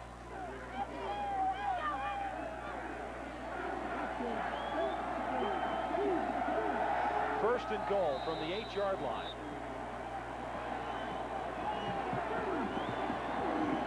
And Brunell will just slam it down to stop the clock. Don James will confer with his quarterback. We started talking about Shelley, number 18, just a bit, Roger. He is actually paying his own way to the University of Washington. Drafted by the Atlanta Braves, he played in their rookie league this summer.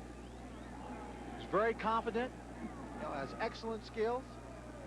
You know, he's just going to have to get a little more experience, but this guy's a game breaker that they think is going to have a great impact on the football team next year. Linford's another guy who plays pro baseball and plays for the University of Washington.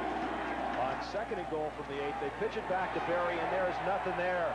At the 14-yard line, he is manhandled by Burns in rushing, and penalty markers go flying everywhere because number 41, Anthony McClanahan, and a couple of the University of Washington offensive linemen were getting into it.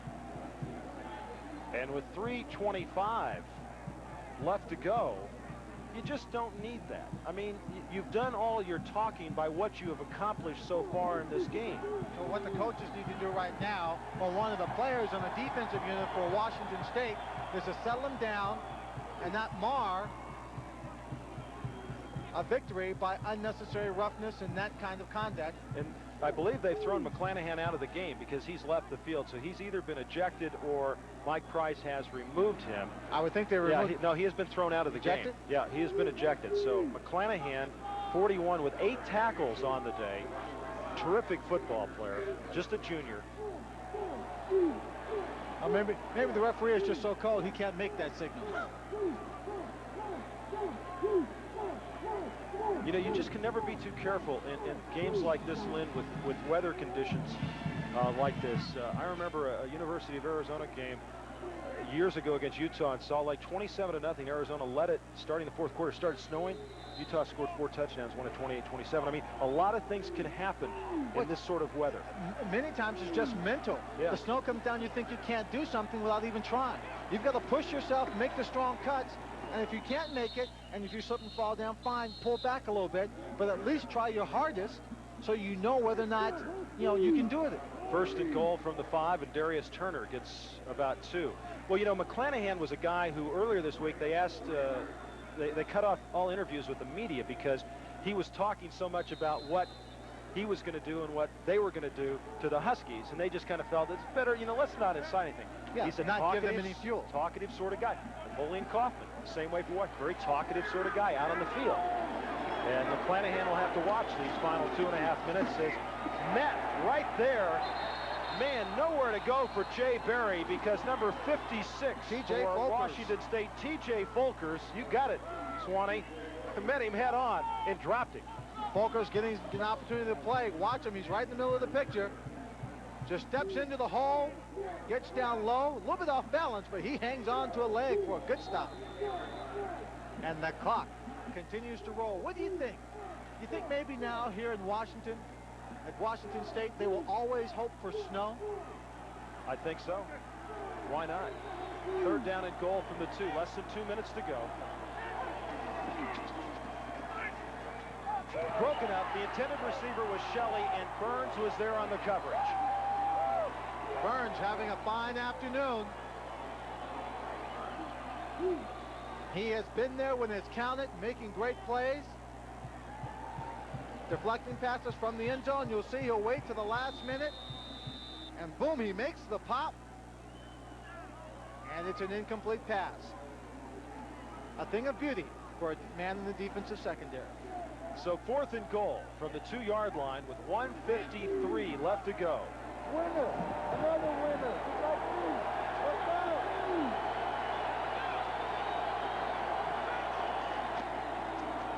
First man through's got it, touchdown. Darius Turner off the right side.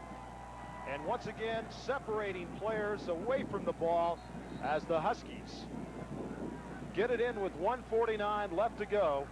Darius Turner, whose uncle is the Boomer, George Scott, used to play with the Red Sox. His 2nd touchdown of the season. He runs straight ahead. You see the power he has as he takes on one of the Cougar players. That's number 56, Folkers. He just takes him on and then continues to drive into the end zone.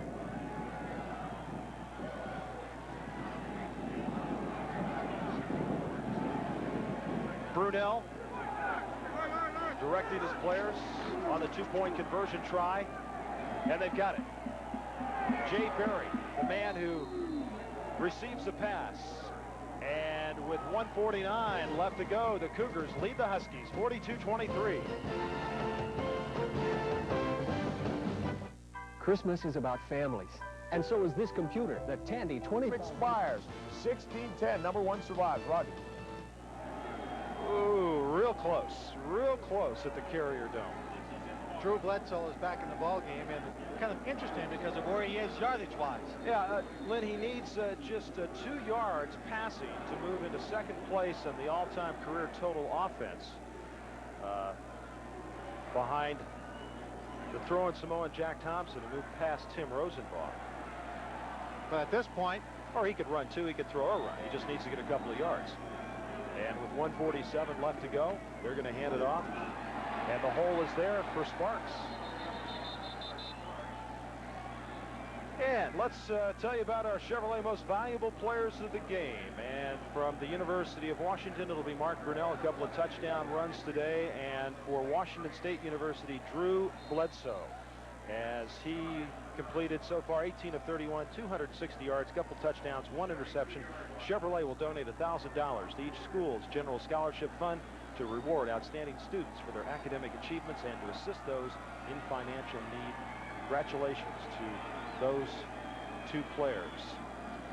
Clock running 1:06, and Sparks will just lean on the right side on 2nd down and 5. Chambé right fair. You'd like to give a couple of trophies out as you look at Mike Price, going to get his first win against Washington, but Chambé with a career high 193 yards rushing and 3 touchdowns. The biggest victory for Washington State in this series was in 1973, 52-26, when Chuck Peck threw for 249 yards.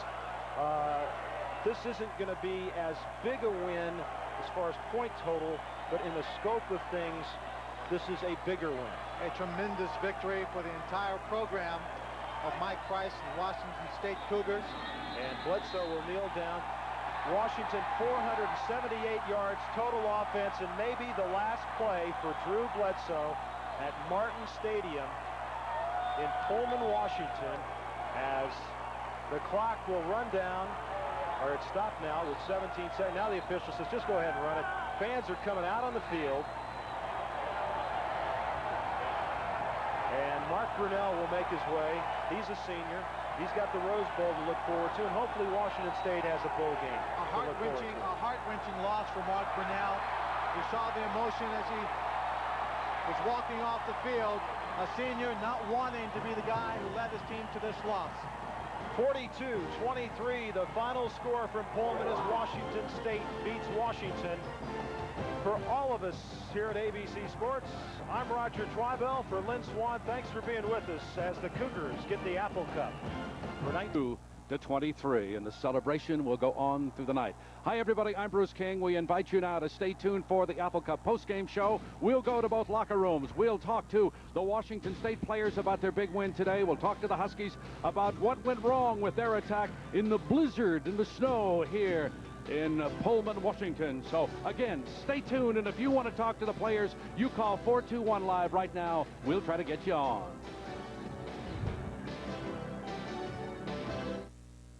Sports Washington has launched a new monthly magazine dedicated totally to Husky sports. This new purple edition will include interviews with the players and coaches, as well as feature articles and reports on all of the current Husky news with constant recruiting updates. You'll receive the football preview edition, the bowl game special edition, and the recruiting spectacular, along with your monthly issues. And if you subscribe today, Sports Washington will send you this Dogfather 3 poster absolutely free. Just call the number on your screen now. Operators are standing by to begin your subscription.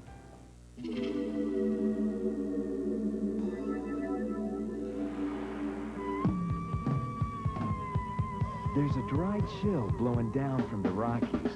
Coors Dry, double chilled for brewery fresh taste and a finish as clean as ice. Then delivered mountain cold to your store. It's not just a better dry. This is a better beer. Coors Dry. Feel the chill. The frontrunner who refused to stay down tonight.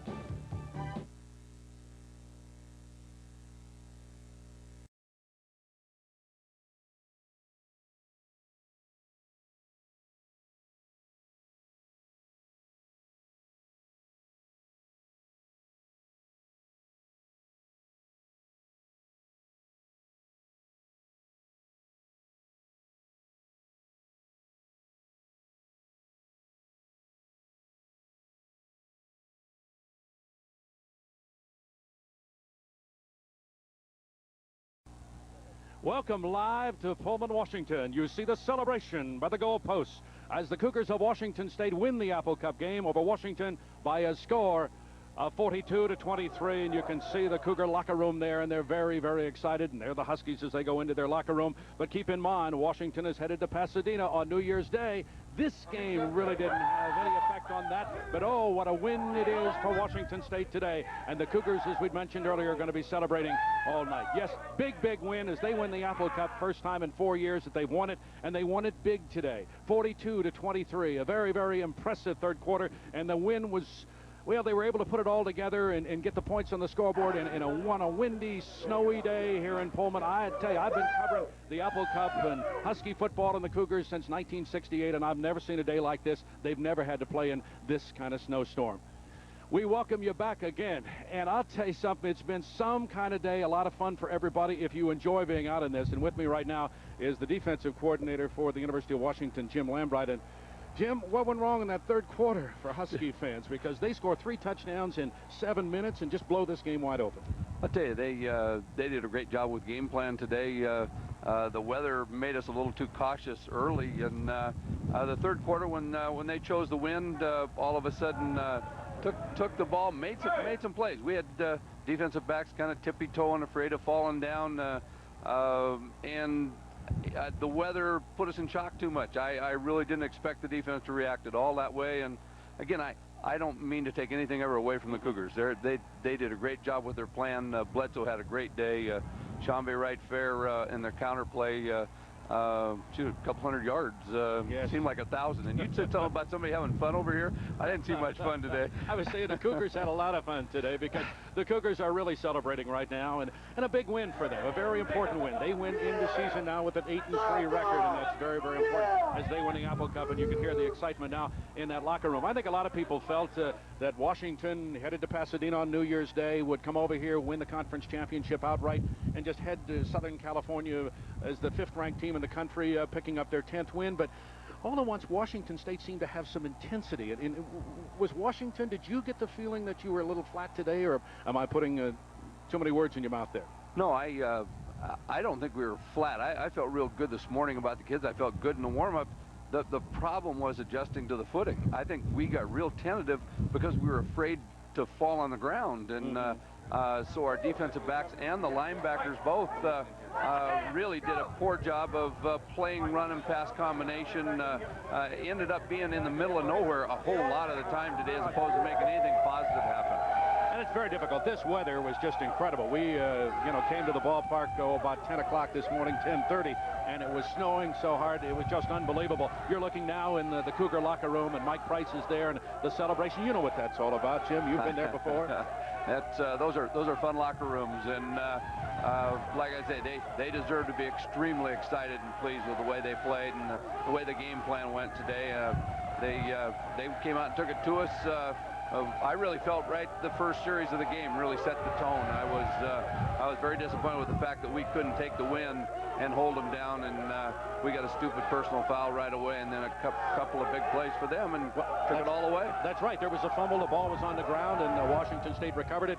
Then they were able to, on a tip pass, get down inside the 5 and go in and score the touchdown. And I don't think you can put enough on momentum in this game.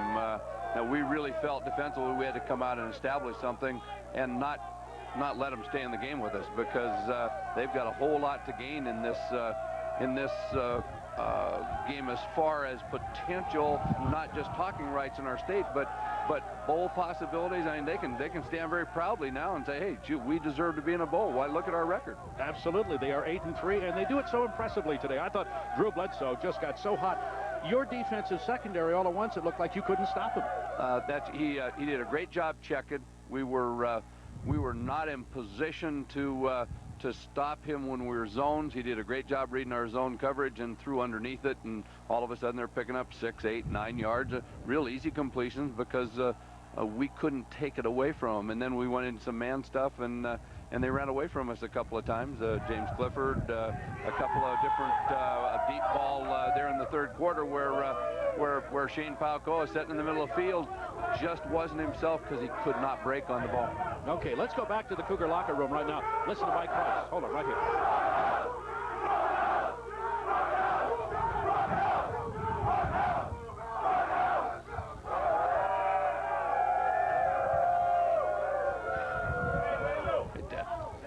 Congratulations. Great job.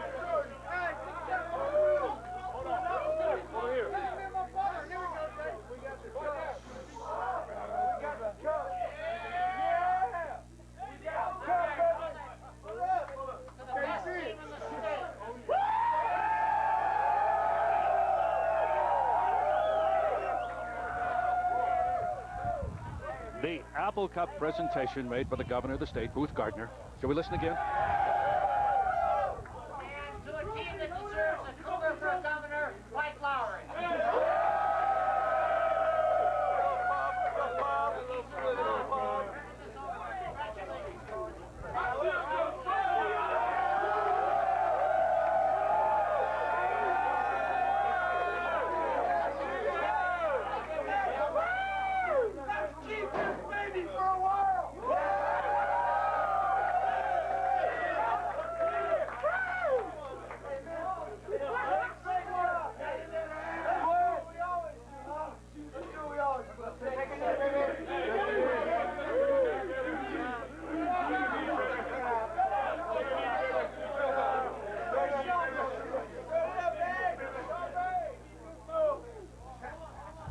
Let's stay in the locker room right now with Mike Price and the Cougars for just a moment. This is what goes on after a football game.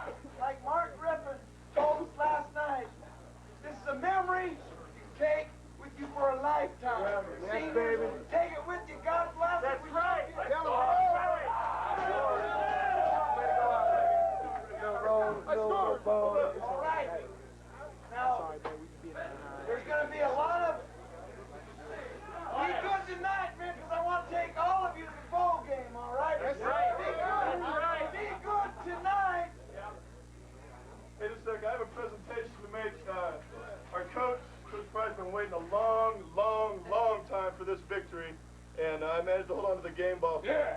Coach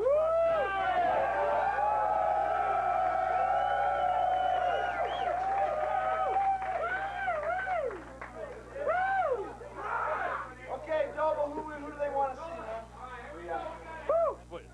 That was Drew Bledsoe giving the game ball to head coach Mike Price, his first Apple Cup win, and a very big moment for him.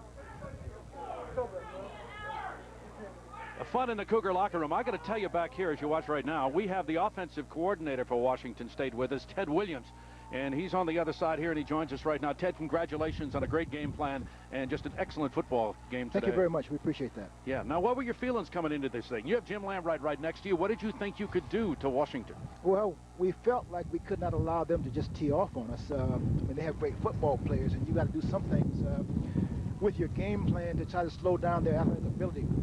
So we had hoped that we could run the football. We felt we could run the football. We could kind of keep them a little bit off balance and make them not blitz as much and bring people, pressure on us. And the running game, that as it stayed, positive throughout the game, gave us more courage, to keep up with it and stay with it. And I think that helped us the most, was to be able to run the football. Yeah. Weather today, the advantage to the offense because you knew where you were going? I think so. I think that defensively, we felt like we weren't very good on defense because we couldn't run around. It negated, I think, Washington's speed as well as our speed as well. So, I think the running game, for both teams caused both teams some problems. And because you couldn't, once you started in one direction, you couldn't change and come back. And that was the biggest problem. There was no mobility to be able to change direction. So if you caught them a little bit off guard and a little bit out of position, then the runs would be able to break. Okay.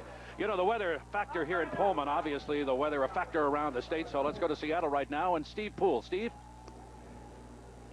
Well, Bruce, while folks celebrate, Cougar fans especially, most of the populated areas in western Washington can breathe a bit of a sigh of relief now because we are now getting word that the high wind warning is being canceled for most of western Washington. It looks like a good portion of that storm is headed to the north of us, so a lot of folks will get away, not scot-free. It'll still be breezy, but most of you won't feel too much from this. However, it has been rough on some folks, and let's show you first of all what's been going on over on the coast where strong winds came ashore there. This is the view just north of Westport. You can see how strong the winds are and the effect that it's had on the ocean there. We had winds up to 60 miles per hour along the coast, with the roughest area being between Destruction Island and Cape Flattery. Now, there are still some warnings up in some areas of concern. I don't want everyone to just totally relax here. We've got wind advisories up along the coast and through the central Puget Sound Basin. That's a downgrade from the warning, so we're backing off this a little bit, and we can expect it to just be wind.